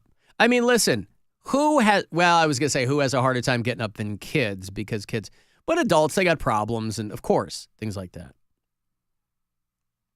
You know, I'm always trying to impart to my third grader, who is, she's sunny beyond belief. She's glass fully full all the time. And I'm like, yeah. So anytime she complains about school, I'm like, hey, when you're a kid, school is your job. This is you getting up to go to work. We had to do it. We all had to do it. I go, but when you're a kid, you know, you're not worried about anything. I mean, you got kid problems, but you're not worried about the mortgage or gasoline or anything like that. So high voltage bed ejectors. I only get the funny feeling this broad's been roofied once or twice. Man. Broad. Oh. Yeah. She was insufferable. Well, yeah, I kind of didn't expect that. I thought that the concept of it was ridiculous, but the way that she walked you through it, I was like, oh, God. Hey, Andy. Hey, how's it going, Alan? How are you, Andy? I'm doing all right. Just picked up my kid from daycare on my way home, and I always listen. I listen all the time. Thank you. I appreciate that. Thank you, man. But I had a comment about that microphone thing. You know, how close he got to the microphone like that. It sounded like an AMSMR or whatever that. I can't even pronounce it correctly. ASMR. But, other than that, did I say it right? Okay, cool. But what I'm trying to get at is, it sounds like something like, I don't know if any of you guys play Call of Duty, but I've been in lobbies where kids would take their microphones and just put it right up against their mouth and talk to the other players. It's obnoxious, I feel. Well, and those headset mics aren't exactly high fidelity pieces of equipment either, you know. So it's like you can. They're probably. I don't play Call of Duty, but I take your point. I mean, you are talking to other people and they're yelling and overmodulating and whatever. And but. Listen, the least of my problems with her video is not her microphone work. I mean, that's just a little professional criticism. But she's listen, if she's helping hack people's lives for the better, then good for her. But I don't think you're going to find me slithering out of my bed anytime soon. Oh, by all means, yeah. If she's able to help people, go for it. Right. You know. Thank you, Andy. Oh, appreciate you, man. Love the show. Thank you, Andy. There's Andy out in Menor. Alan, that woman just needs to get a dog. Nothing gets you out of bed faster than a dog stepping on your face because they have to take a dump. Yeah. My dog is getting older. We have a mini Aussie, and she's awesome, but she's 13. And I think she's still got some good years in her. She's not slowing down. She's still, but she's starting to do a couple of old lady things, and one of them is she's, like, coughing a lot. Not like she's sick. It's like she's like, that kind of stuff, like there's something stuck in her throat. And I'll tell you what, you want to get out of bed fast, listen to your dog start to make a noise that sounds like they're going to puke. This happened a couple of weeks ago where I was in bed and the dog, who normally sleeps at the foot of our bed, but we have like this long bench at the foot of the bed too, so at this time, she was sleeping on that. And I'm awake. But the sun's not up. I'm getting up. I'm going to go to the gym. And I hear her kind of stir at the foot of the bed. And then I don't hear the cough, but you hear that gurgle. You have a puppy, right? You have a new dog. Yep. But you've had dogs before. Well, no, I have an older one, too. I have a 12-year-old. There you go. And when they make that gurgly noise where you go, whoa, and you get up, and sure enough, she puked, and it was in the worst possible spot. So I run over there, and it's not like I have a bucket in my room or anything like that. So I just she let fly or whatever. But the way her head was when she was lying on the bench, she just let it go. So it went between the bench and the bed frame. Ugh. So there was like no way for me to catch it oh God, it was like a 2-day process of cleaning it up off the rug and the whole thing. But that noise of a dog doing like that start to thing, where their throat start to, man, you will bolt up out of. You could be a friggin' corpse and you will bolt up with that noise. She looks like Leo DiCaprio when he was on the Quaaludes in Wolf of Wall Street. Yeah, when he and Jonah Hill are high. One of the best scenes ever. Oh. Hey, it's another Andy, but a different Andy, also from Menor. Hey, Wow. Alan, what's going on? Hey, the show. I thought National Andy Day was a couple of days ago. No, it's today. Okay, what's up, Andy? I just wanted to call in and say, hey, the show. Thank you. Is this the same guy, or is he fooling around? Nope, different guy. Okay, I was going to say, the other guy was picking up his kids. He didn't sound like a guy that was going to call up and do weird voices. Okay, is that all, Andy? Yeah, that's it. Okay, thank you, Andy. I appreciate it. Taking the amount of time there to, he probably heard the first Andy and goes, hey, I'm an Andy from Menor. I bet I could get on the air, too. And turns out he was right. But National Andy Day was a couple of days ago. Are you feeling weighed down by your affluence and privilege? Dread the thought of another mimosa party? Yeah, that's a good take on that. She's sliding out in like silk pajamas. You know, some days I just can't get up. But then my gardener wakes me up with the leaf blower, and there I am. Don't you hate it when the help wakes you up first thing in the morning? Oh, they're supposed to ring the bell in the kitchen. I usually tell them to keep it down, but I decided this time to just lay on the floor and listen to them do all the cleaning for me. Please bring me my breakfast on the floor, Lupita. She's in the kitchen. Which one? I'm in the hallway, on the floor. Yeah. Alan, watch out. I've had old dogs coughing. It's been congestive heart failure putting pressure on their throat. Well, thanks. Now I won't sleep. Congestive heart failure. Okay. Or it could just be that your dog puked. I mean, you know.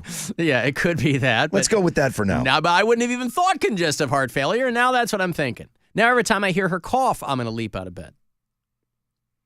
And now, you know what I have to do? Text her. Thanks a lot. That means I'm going to start sleeping in the stethoscope. Maybe she got tachycardia or something. Hello, Tyler. Hey, guys. How's it going? If this was going to be a third Menor Andy, I was going to play the lottery or something. I don't know. Okay, what's going on, Tyler?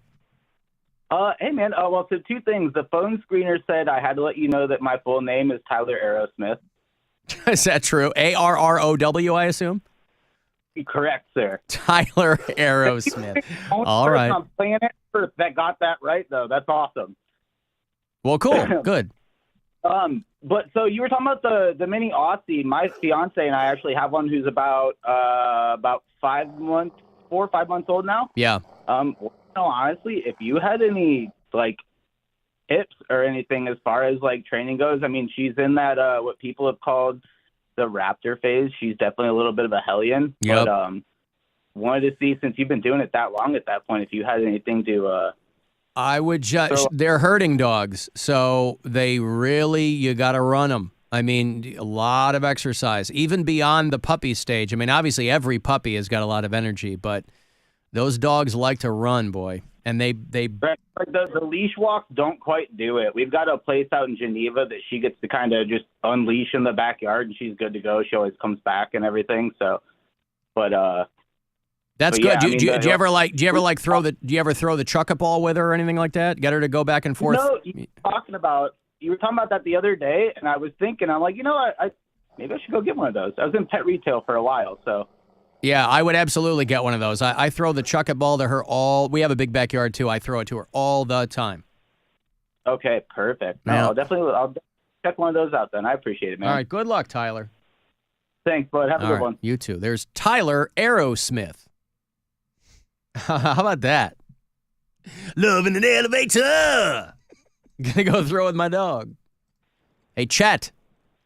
Hey, what's going on, Alan? Hey, Chet. How are you, pal? I'm doing well. Hey, Rob, welcome to the show. Thanks, man. You met Chet at Circle K, I believe. When you met Woody, Chet was out there too. Okay. Yep. Yeah, Woody was out there. Yeah. What's up? I think I met Rob before too. I think I met him at one of your Cox out. Oh, okay, cool. Yeah. So I was dog sitting my brother's dog, and I had one of those chuck it things. I bought it specific for when I dog sit his dog. It's an English Springer Spaniel. and he does not know when to stop. He does not know when to stop, so he got really, really, really tired. Yeah. We were after about 25 minutes. So he came home, whatever. He's retired. He puked. Okay. Then he started drinking a lot of water. So I was on my way back. I was getting off 490 onto Fremont. Yep. That's where my brother is. And he just faces my way, pukes all over inside the console, all over my lap, all over the shift, the gear shift. It took me 3 days to clean out my car. It's like you're taking a sorority girl home. Yeah. Terrible. Yeah, you never get that out. You got to get your car detailed after that. Yeah, I plan on doing that, but I'm going to do it after the winter. And pay double. I've been doing it before, All right. So when you threw the dog out of the car and left it by the highway, did you feel bad, or were you over it by the time you got home? Yeah, I couldn't get over those puppy eyes that he kept giving me. Right. Those glazed over post-vomit puppy eyes. Okay. Thank you, Chet. Exactly. Yeah. All right, brother. Talk to you later. There you go. There's Chet. He's over in University Heights. Yeah, how about that? Oof. Yep. And it always starts with that same sound. It's that you get like that. Yes. And you're like, oh no, here it comes. Oh no. And the good thing for me is they're small, so I can just pick them up and put them on a floor so they're not on a rug. Well, when we first got our dog, we were living in Ohio City. We got her from she was born. We got her when she was born. She had a brother, and one family got the brother. We got the girl. And, they always go, well, when you're crate training the dog or whatever, they won't poop where they're sleeping, so don't worry about that. You got to, oh, hell yes. We got up one morning, we had put her in the crate. The crate was covered in crap.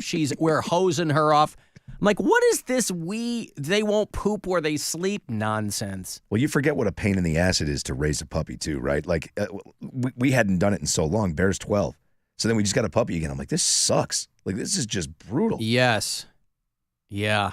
I'm trying to keep that at bay as long as I possibly can because my daughter is kind of getting into this thing where, like, we've had the dog obviously longer than her. So she's grown up with our dog, but that dog is not her dog. You know what I mean? She's our dog. Yep. So she's going to want a dog that she gets from the jump. And I'm like, we're not crossing the streams. We're going to wait for Juno to go. And then we're going to have that conversation. I do not need a puppy in a house with a 13-year-old dog. I'm like, it'll drive our dog crazy. It'll drive us crazy. Oh, yeah. My dog, all he does is bark at the puppy. Yeah. Bear is so pissed off. Yeah. But sometimes they best I can say is they coexist. There's not really any love for each other yet. Leo just wants to play, the baby. Yeah. He just wants to run around and play. Right. And Bear's like, yeah, no, dude. He barks at him. Yeah, get the hell away from me. Yeah, I'm old. Yeah. These are supposed to be my golden years. This jerk brought a puppy home. I'm going to break here. You want to go see comedian Jimmy Carr, very funny British comedian who is coming to the States in 2025 and stopping off in Cleveland. He's going to do Playhouse Square next October, but I'll hook you up with the tickets. They go on sale tomorrow morning, so you'll get them before everybody else. 35192 to text, and we'll be back. It's the Alan Cox Show. Everywhere on our free iHeartRadio app or whatever smart device you have. Just tell me to play the Alan Cox Show on iHeartRadio.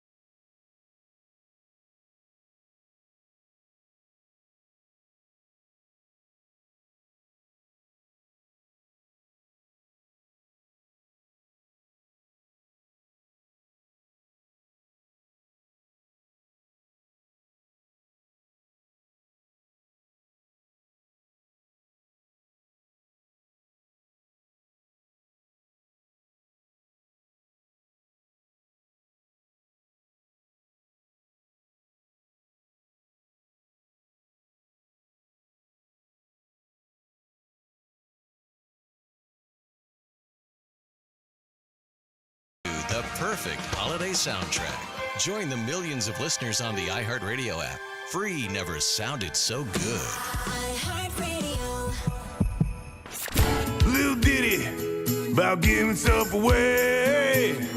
All right, I want to go see comedian Jimmy Carr, very funny British comedian, who is massive overseas, coming to the States. I don't know if he has toured here recently, but he's coming next year. He has set his 2025 dates. Jimmy Carr Laughs Funny. That's the name of the tour.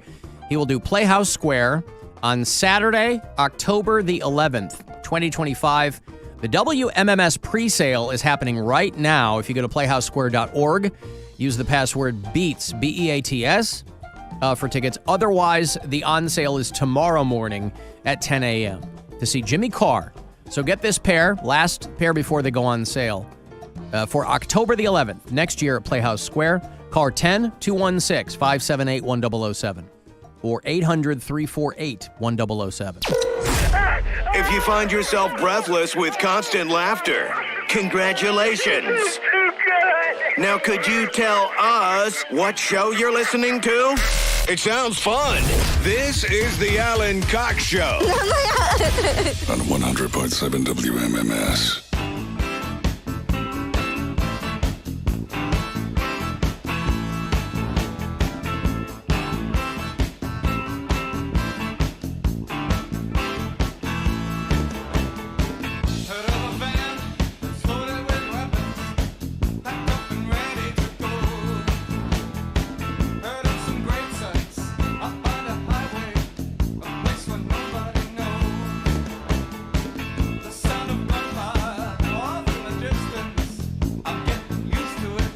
Sometimes I just want to hear some talking heads.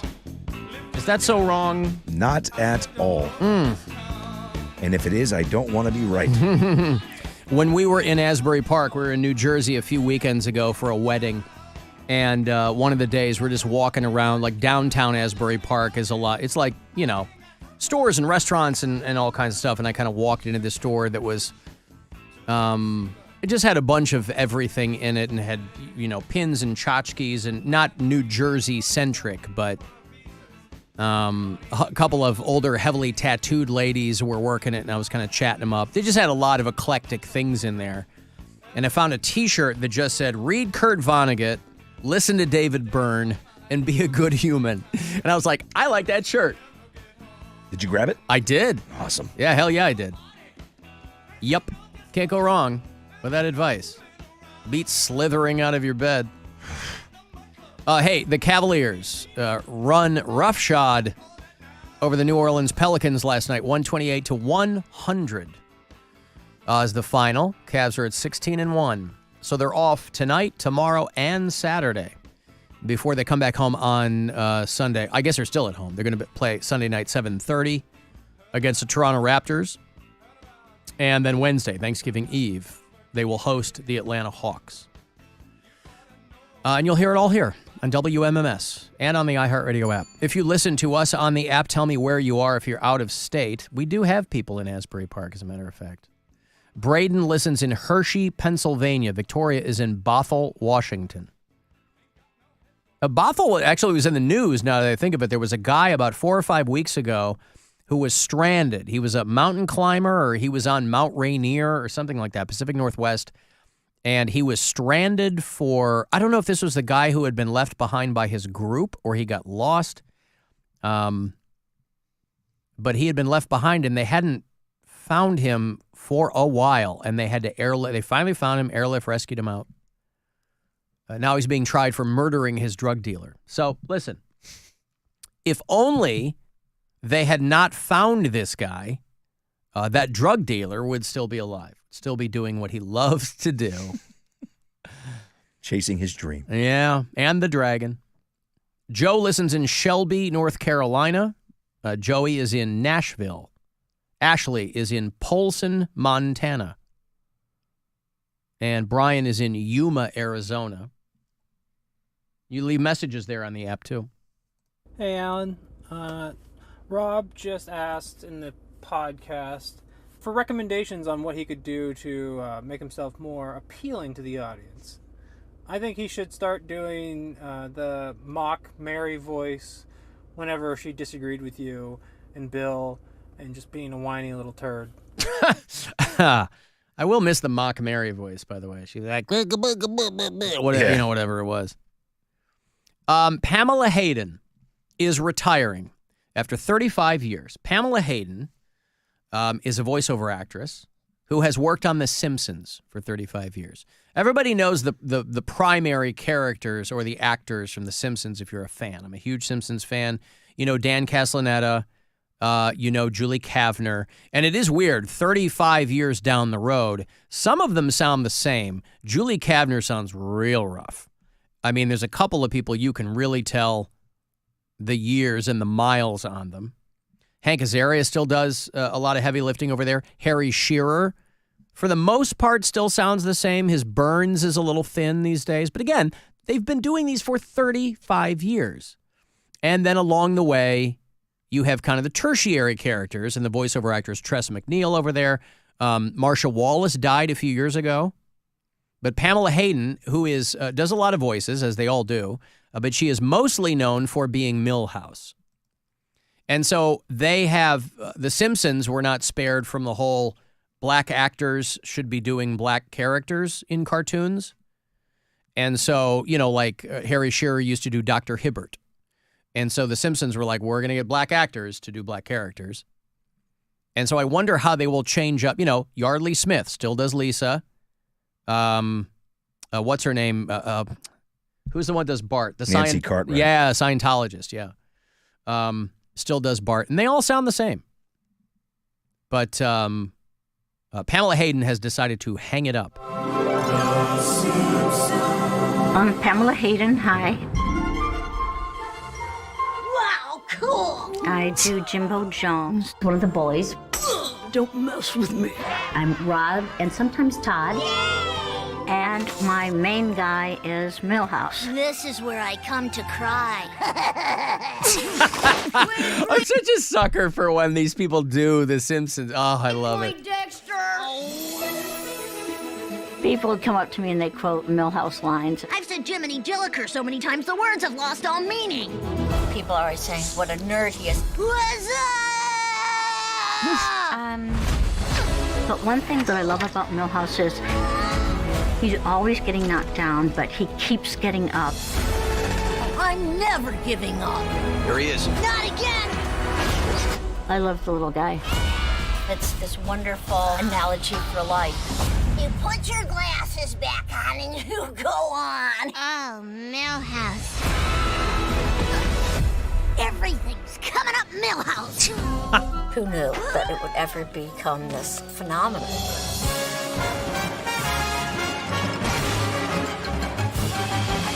It's the greatest job in the world.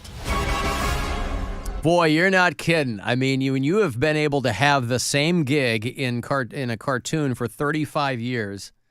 I mean, none of those people, even not being a primary character, none of those people need money, right? They haven't had to have other gigs. They want them. Hank Azaria does other things. He did, what's the character? I can only think Jack Brickhouse, but he's a Chicago announcer. Oh, my Who was goodness. the guy? It was, I loved the show. Hank Azaria was... I just was telling somebody to watch it the other day. He was the baseball announcer. Yeah. Has the nervous breakdown. Yeah. Oh, God. It was Jim... He has got the... Brockmeyer. Jim Brockmeyer. There it is, everybody. Jim Brockmeyer. Which just started as him fooling around and doing a baseball announcer. Got a good one going here. Hey, it's such a pretty day. Let's play two. Hey, let's go. Brockmeyer taking no chances, just trying to get a rhythm early, guy in the missionary position. Well, and a surprise finger in the... And here come the pretzels. Between him and Harry Shearer, man, I love the baseball announcer. So yeah, he took that Jim Brockmeyer thing and they turned it into a show. It ran for a couple of seasons. I could have easily seen that being one and done. It was him and Amanda Peet over on... it was on like... It was on one of those secondary networks. Well, it was on like, not AMC, but one of those. Yeah. Did you watch it? I loved Brockmire. I loved Yes. that show so Dude, much. Brockmire. Just the things he would say to people because he had zero care. But he never broke that voice. That was the best part of the whole thing. Yeah. No matter where he was or what he was doing, he talked like that. IFC is what it was on. Yes. Independent Film Channel. Yep. Yeah, he did a quick thing on Funny or Die years ago about Jill Brockmire, and they turned it into this show where he's a major league baseball announcer, and he flips out. He has a meltdown in the air, gets kicked down to the minor leagues, working for the Morristown Frackers in Pennsylvania. And I think it was only 2 seasons. It was funny. The scene with him and Amanda Joe Pete. Buck. Dude, you remember that scene? Joe Vaguely. Buck says, like, they're just talking to him, and he's like, "Why were you late?" Joe Buck says to him, and Brockmire shoots back something about like having sex with his mother. And he goes, my mother is dead. And he goes, well, that would explain the lack of emotion. Ow. Oh, it was on for 4 seasons. Oh, I didn't know that. I love that show. Brockmire. Yeah, it was great. But anyway, so Pamela Hayden is retiring, which means they will need someone. I don't know that The Simpsons is ending anytime soon. They refer to The Simpsons as a zombie show now, a show that is still on, but you never really talk to people who are actively watching it anymore. I still watch The Simpsons. I still love The Simpsons, but I do find myself when my daughter and I watch it, because I weaned her on The Simpsons. I do find we watch it going back to like those mid-'90s kind of classic episodes. Do you watch it like when it's on, or do you I do, just because I still like the show, but it's like very modern now. It's super slick. It's been on for so long that it looks kind of like super clean. I kind of like the rough edges of the old Simpsons episodes, but That was one of our COVID shows. The Simpsons, Yeah, we started at episode 1 and went all the way through. Back when Homer sounded like Walter Matthau. Yes. Come here, boy. Yeah. But no, all my daughter ever wants to watch now is Bob's Burgers. So that good. It's good, but I'm like, you're going to murder this show for me because I've seen them all 1 billion times. And I could be worse. I mean, she could be watching, My Little Pony or something like that, but so I can't complain. I was talking about AI earlier in the show about all of the problems coming down with that, and somebody is at least trying to use it for good. Somebody developed this AI grandmother who they are sicking on telemarketers or phone scammers. An AI grandmother bot to just waste, this is a company in the UK, to just waste phone scammers' times. We've all seen documentaries or news stories on these Indian call centers. They're in Pakistan. Some of them are in India. It's just phone banks of people that are calling and getting old women to give up their money and give them their credit card numbers and things like that. It's a full-on business that these companies run. And so they just unleash this grandmother bot to waste these guys' time, keep them on the phone. So W's then a dot. 3 times W and then dot. I think your profession is bothering people, right? I'm just trying to have a little chat. It's nearly been an hour. Gosh, how time flies. It's showing me a picture of my cat, Fluffy. It's showing you the picture of your cat, Fluffy. Stop calling me dear, you stupid. Got it, dear. Because while they're busy talking to me, they can't be scamming you. And let's face it, dear, I've got all the time in the world. Yeah, because, they're like trying to get her to log onto her bank website. And so it's 3 W's and then a dot. Obviously, it's not going to put a huge dent in the online scam industrial complex, but whatever. Alan, I'm requesting full bureau chief status. Oh, this is Roman. This is the guy who made coasters for us. He's moved to Seattle. All right, thank you. Listening on the app. Congratulations, Roman. Just in time for the bomb cyclone. Josh is in St. Louis. What's going on, Josh? Hey, Alan, you know me. I don't like to give advice, 'cause Do I know that listens. about you, Josh? Yes. Okay. You've known that for years, that I don't like giving advice because nobody listens. But here's a little bit of advice. If your friend has a dog with a heart condition and they ask you to take care of it for 2 weeks and give it medicine, say no. Oh, really? I had a buddy that was running an ultra marathon in Transylvania a few years ago, and he was like, "Why don't you redo my bathroom while I'm gone?" And I was like, "Sure." And he's like, "Oh, but you got to give this dog a pill every day." Yeah. Well, after 4 days of fighting that dog to try to get that stupid dog to take its pill, I gave up. And I'm good with dogs. I've got 3 giant dogs, and one of them I had to tame from being an attack dog to being a family dog. So I'm good with dogs. But this beagle would not take his pills. You didn't just put it. You didn't do the. You didn't do the pill pocket or the peanut butter on the roof of the mouth thing.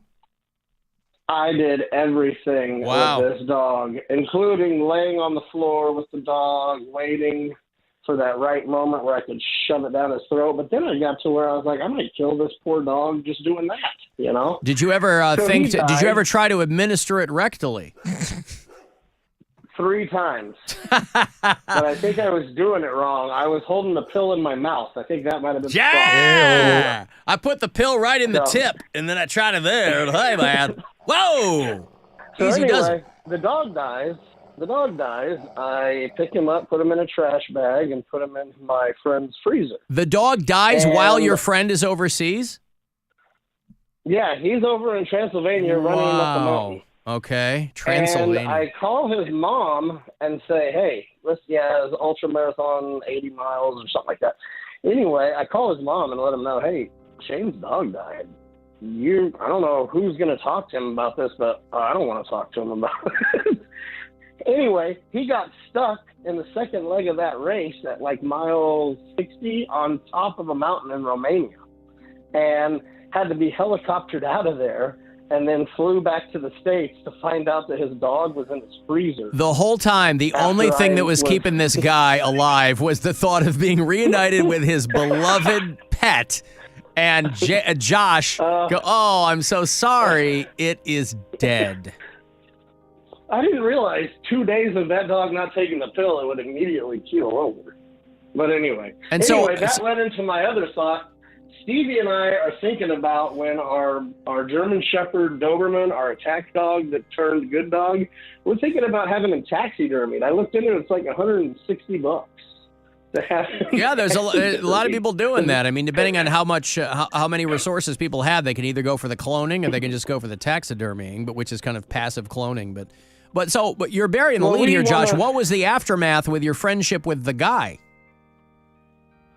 Oh, it was good. Him and I's friendship would end a few months later on a kayaking trip where he ran and hid on a barge on the Mississippi River because, I'm from St. Louis. Yeah. And because he was afraid of some dude that showed up wanting to talk to us. And he was just a coward. And when this dude whipped his thing out in front of me and all this on his little John boat on the Mississippi River, and I turned around to look for my buddy, and he was hiding. And then when the guy left, Shane was like, he came out of the cabin on the barge and was like, oh, hey, how's it going? And I'm like, bro, where have you been? And he's like, I was just in there looking. I'm like, dude, you were hiding. So the dead And I was like, dog, I'm not talking. dead dog didn't do it, but pirates on the mighty Mississippi got him all jammed up. Okay, well, all right. Well, then you know what, Pervert pirate. Josh, I am going to take your advice. I'm not going to dog sit a dog with a congenital heart defect. Thank you, Josh. There's a lot to unpack there. There is. Who yanked it out? Was it his friend or the guy that The guy on the boat, and he said his friend went and hid. Just because the guy flashed them on the river? I got lost in that. And you never tell your friend that you stopped giving the pills. You say, I gave him the pills every day. I gave him the pills every day. I have no idea what's wrong with him. Yes. Another Andy. What's up, AC? What's the word, baby? That is thrice today that we've been contacted by and what's going on, Andy? What's going on, man? I just called in to celebrate National Andy Day. That's what I heard. Well, it was a couple days ago. It's just apparently by happenstance that 2 consecutive Andys called, and now you're the third. So if I were keeping track, Andy, I would I'd mark that down. But thank you for calling. Sure. I mean, hey, AC, hit the post on Gary Rafferty, Baker Street. All right, thank you, Jerry Rafferty. You mean? Let me see here. Jason in Parma. Hello. Hey, how's it going? What up? Not a lot. You guys are talking about dogs, so two friends walking down the street, they see a dog licking himself. One buddy goes, "Man, I wish I could do that." The other buddy says, "Well, I think you should see if you can pet him first."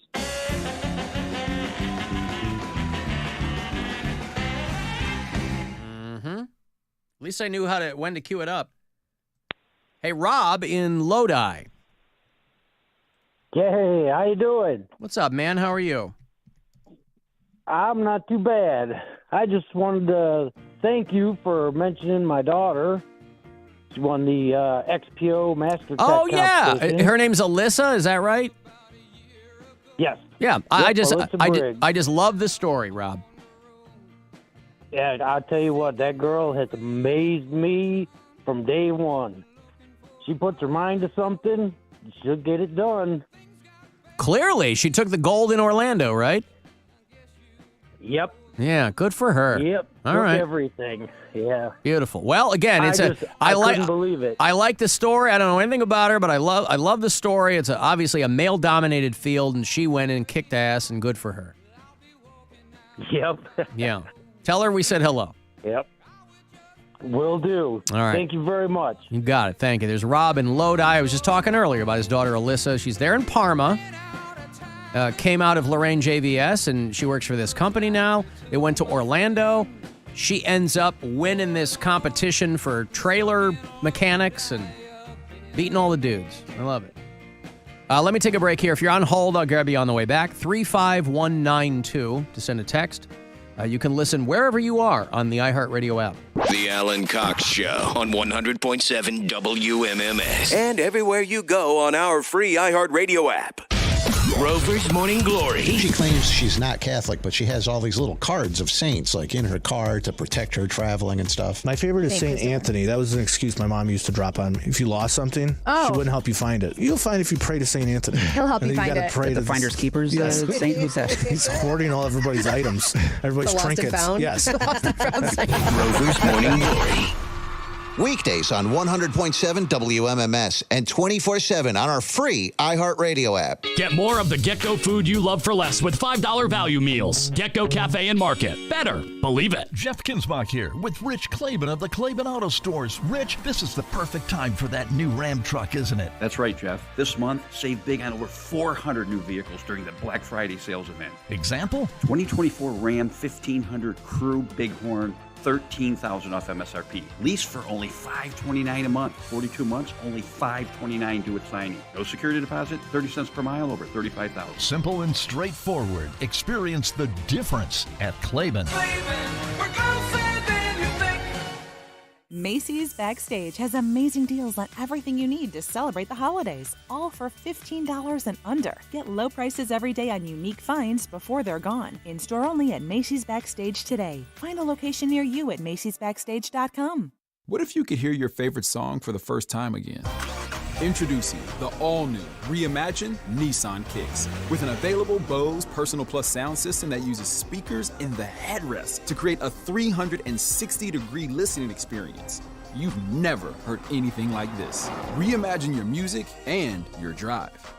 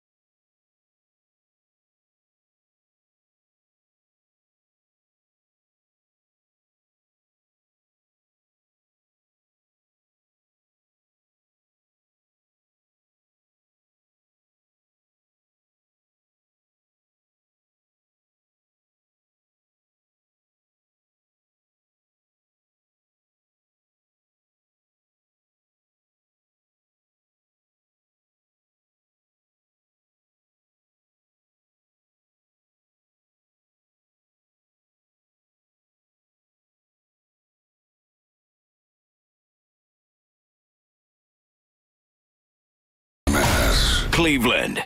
Call the Alan Cox Show. Girls, this is your opportunity right here. A nice boy, let me tell you that. 216-578-1007 or 1-800-348-1007.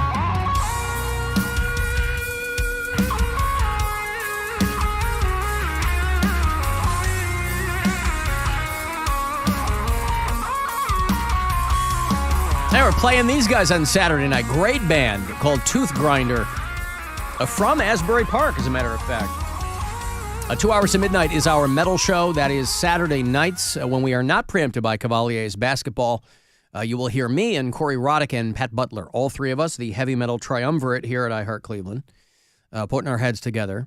And so we will. Saturday night, 10 to midnight, brand new metal across the board. A lot of local stuff, your requests, a lot of great throwbacks. So Tooth Grinder there, going to be in the mix. And who else? Brand new music from Better Lovers. Throw some old Soulfly in there. High Command, great band that I think should get more attention. OTEP by request. Morbid Angel. Pull some old Sodom out. Anyway, it's a lot of fun. If you're into metal, you should join us. Bone Carver. How you like that? You want to hear a little Bone Carver? You want a little taste of what those guys are going to offer up? It's exactly what you think it's going to be.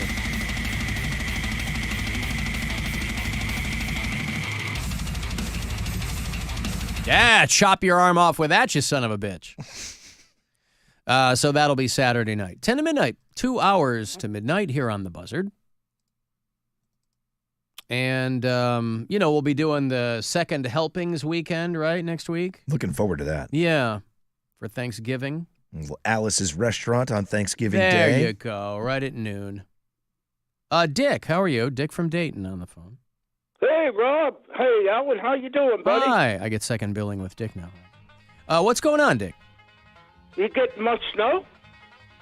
Do we get much snow? No, I think we're getting the old wintry mix right now, Dick. Jeez. It's been flurrying here all day, just little spots, but the roads have been clean, but it's like it's a drizzle, Mm-hmm. A drizzle. Mm-hmm. Yeah. Well, I'm going to watch tonight, guys. I'm thinking maybe it's time it's time for a win tonight. If they don't, I'm going to give up. Wait, Dick, you are going to draft pick, guys. Right, but it's not like they are on a cold streak and they're usually killing it. You should be used to the Browns losing. You're saying that if they don't win tonight against the Steelers, that you're giving up? That doesn't sound like you. Well, not really. I don't know who they're going to. Well, they got a chance, I think. I think they're going to beat the Bengals. So, let's see, 3, 4. I look maybe only 5 games. I do. Mm-hmm. Well, I just can't see you giving up on your beloved Cleveland Browns, Dick. I think. It's just you do good one year, 11 and 7 last year, and then like this, it just I don't know. But we got to be thankful for the Cavaliers and the Indians. They did well this year, didn't they? You mean the Guardians? And the Guardians, yeah. Right. Yeah. Yeah, that's right. So you'll watch the game tonight, Dick? Yeah, I'll watch the game. Okay. Yeah. Now, Dick, when you're sitting watching the game, what goes with that? Do you have a glass of Bosco and some popcorn, or what do you got going there? You got jerky and Dr. Pepper, or cheese mix. I'm sorry? Cheese crackers, and I get that Czech mix. Then I drink ginger ale with it. Oh, God. Okay, so let me lay this out. This is Dick's charcuterie here. So you have cheese and crackers and ginger ale, and what was the other thing? Chex Mix. Chex Mix. Chex Mix. Chex Mix. Right. Chex Mix. You don't get any of the variations, right? You're not getting cookies and cream, anything like that. You're getting OG Chex Mix. You're getting Chex, pretzel sticks, nuts, the whole thing. Okay. He's saying Check Mix. Maybe he buys the off-brand version. It's called Check Mix. Check Mix is what it's called. Okay, so you are going to be enjoying some Chex Mix and now crackers and cheese. I'm going to do a deep dive here. Are you a Townhouse or a Ritz man? Ritz. Ritz. Okay, I'm a Townhouse man. Now, cheese. Are you going with a cheddar or a Colby Jack, or what are you going with? What's the cheese? Cheddar. Okay. Sharp or mild? Sharp. Are these the pre-made ones? Like the cracker cuts? Yeah. Okay, so he's got some cracker cuts. All right, that's good. Sharp cheddar. I think that's the right pick there. Okay. Ritz over Townhouse. I've got to call that one. I thought for sure Dick was going to say saltines. But, okay, good. So and then Chex Mix. OG original Chex Mix, right? Right. Right, okay. And then ginger ale. You have to go with the Vernors, I hope. Hey, do me a favor. Oh, boy. Yes? Tell Loda, I don't know, I used to call him and Jeff. Tell Pat Dick says hello, Dick from Dayton. Tell Pat who? Butler. Pat Butler. Oh, Pat Butler, that Dick from Dayton says hello. Okay. You know, he and I host a heavy metal show here, Dick. You should call into that sometime. Well, what nights you do that? On Saturday night, you can call in and what time though? What time? 10 o'clock at night. Request some bone carver. You know who else I'll do? I swear I'll do.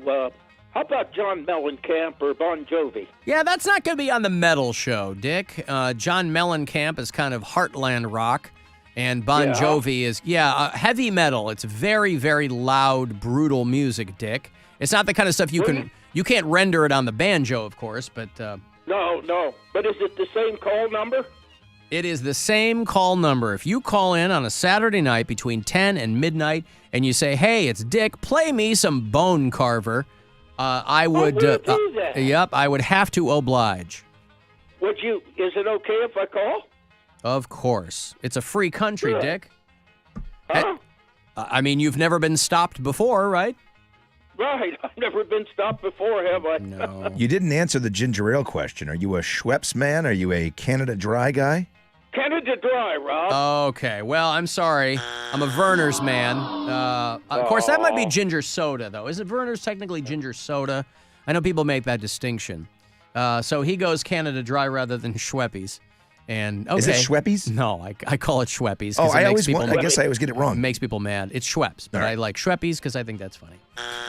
Okay, so now is there anything that rotates in and out of that menu, Dick? Like you're like, oh, maybe tonight I'll have peanut butter pretzels or something. I like the, Snyder's pretzels. Those big, thick ones. The thick ones. Yeah. The little ones. Mm-hmm. Okay, good. Well, listen, go Browns and, enjoy, Dick. Don't choke on one of those pretzels. Hey, you know what? I'll call tomorrow night, okay? You do that. Okay. All right. Have a good day. Licky, licky, licky, boom, boom, down. Licky, licky, licky, boom, boom, down. Dick is going to call tomorrow night for our Saturday Night Metal Show. Well, that'll be good for him. He'll enjoy that a great deal. Talk to Corey. And he'll talk to Corey. That's right. I was so excited to play some requested bone carver for Dick from Dayton that I should have really whipped this at him when I had the chance, but maybe he's not into this. I don't know. Okay. Dick also reminds me of, let's go to Central Michigan, shall we? This is about 45 minutes west of Saginaw, Michigan, the Sag Nasty. And a 97-year-old woman who was a former cheerleader at Merrill Community High School got to do it one last time. A 97-year-old Ilagene Deering. Ilagene is her name. Ilagene. Ilagene Deering was a cheerleader at Merrill High School. And some of the current cheerleaders at the school are girls who volunteer at Candlestone Assisted Living, where she lives now. And she was literally on the first cheerleading team. She was the one that introduced cheerleading to her high school. That's how old she is. She's 97. She created the first uniforms for the cheerleading squad at the school. And she's like, I don't know what she sounds like, but all the other teams had cheerleaders in the schools and we didn't. So they had a lady sew them for her. And so these girls wanted to make Ilagene's dreams come true. And so they put her back in a cheer uniform and hoisted her old ass up. And so that she could relive the glory days. If you're these girls, it's one of those things where it's a nice gesture, but you can't believe they took you up on it. And then you're like, oh, no. Like, we can't drop this woman, right? Just shatters. Yeah. Be like if you threw a bag of pretzels off a balcony. So they get together and they try to make her dream come true. Well, to stop doing what you love, that message rings especially true for one woman at Candlestone Assisted Living. Look at that. They hoisted her up on their arms, and she's up there. She's got the MHS cheerleading outfit on, 2 teeth in her head, and they're like, please don't drop this woman, please. In Midland. We caught up with the senior cheerleader and a few of her new friends, giving old memories new life. Look at her. She's every bit of 97, right? If it wasn't for me, you girls none of you would have been getting felt up under your sweater. You know how many fat fingers I had to take under the bleachers to lay the groundwork for... These corn-pwned farm boys fumbling around. Isla Jean Doring. She's 97 years young and a former Merrill Vandal cheerleader. I wish they'd stop young with the old. She's 97 years young. She's 97. It's fine. It's okay. But this week, with the help of the Merrill High School cheer team and coach Jenna Glazer, she was able to put her uniform back on and even become a flyer for the day.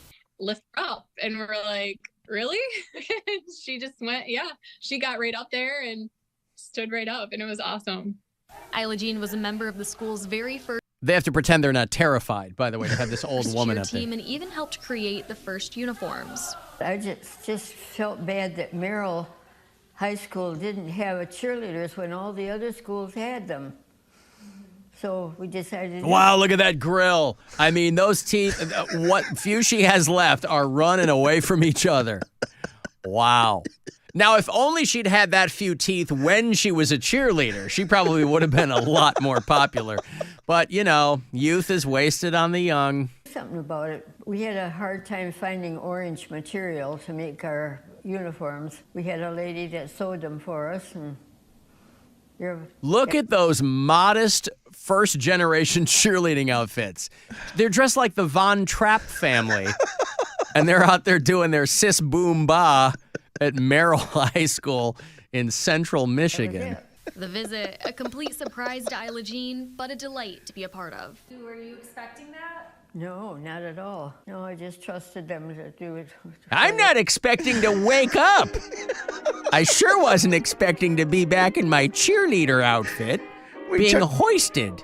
We took Grandpa's old lederhosen and turned it into our first cheerleading outfit. He put it over his face when he robbed his first bank. Whatever they wanted to do. I was embarrassed of all the attention. We'd asked her if she remembered any cheers from when she was in school, and we were figuring it was probably 84, 85 years ago.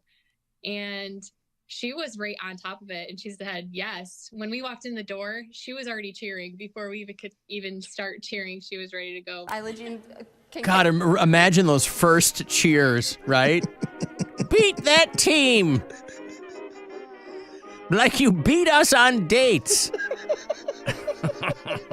Higher than us, she could probably run faster than Look at her. Full of spirit. We made some little Isla Jean signs. All of our residents held these in the audience so that they could cheer for Isla Jean while she was up cheering. It was heartwarming. It was so fun to watch her up there and see her smile.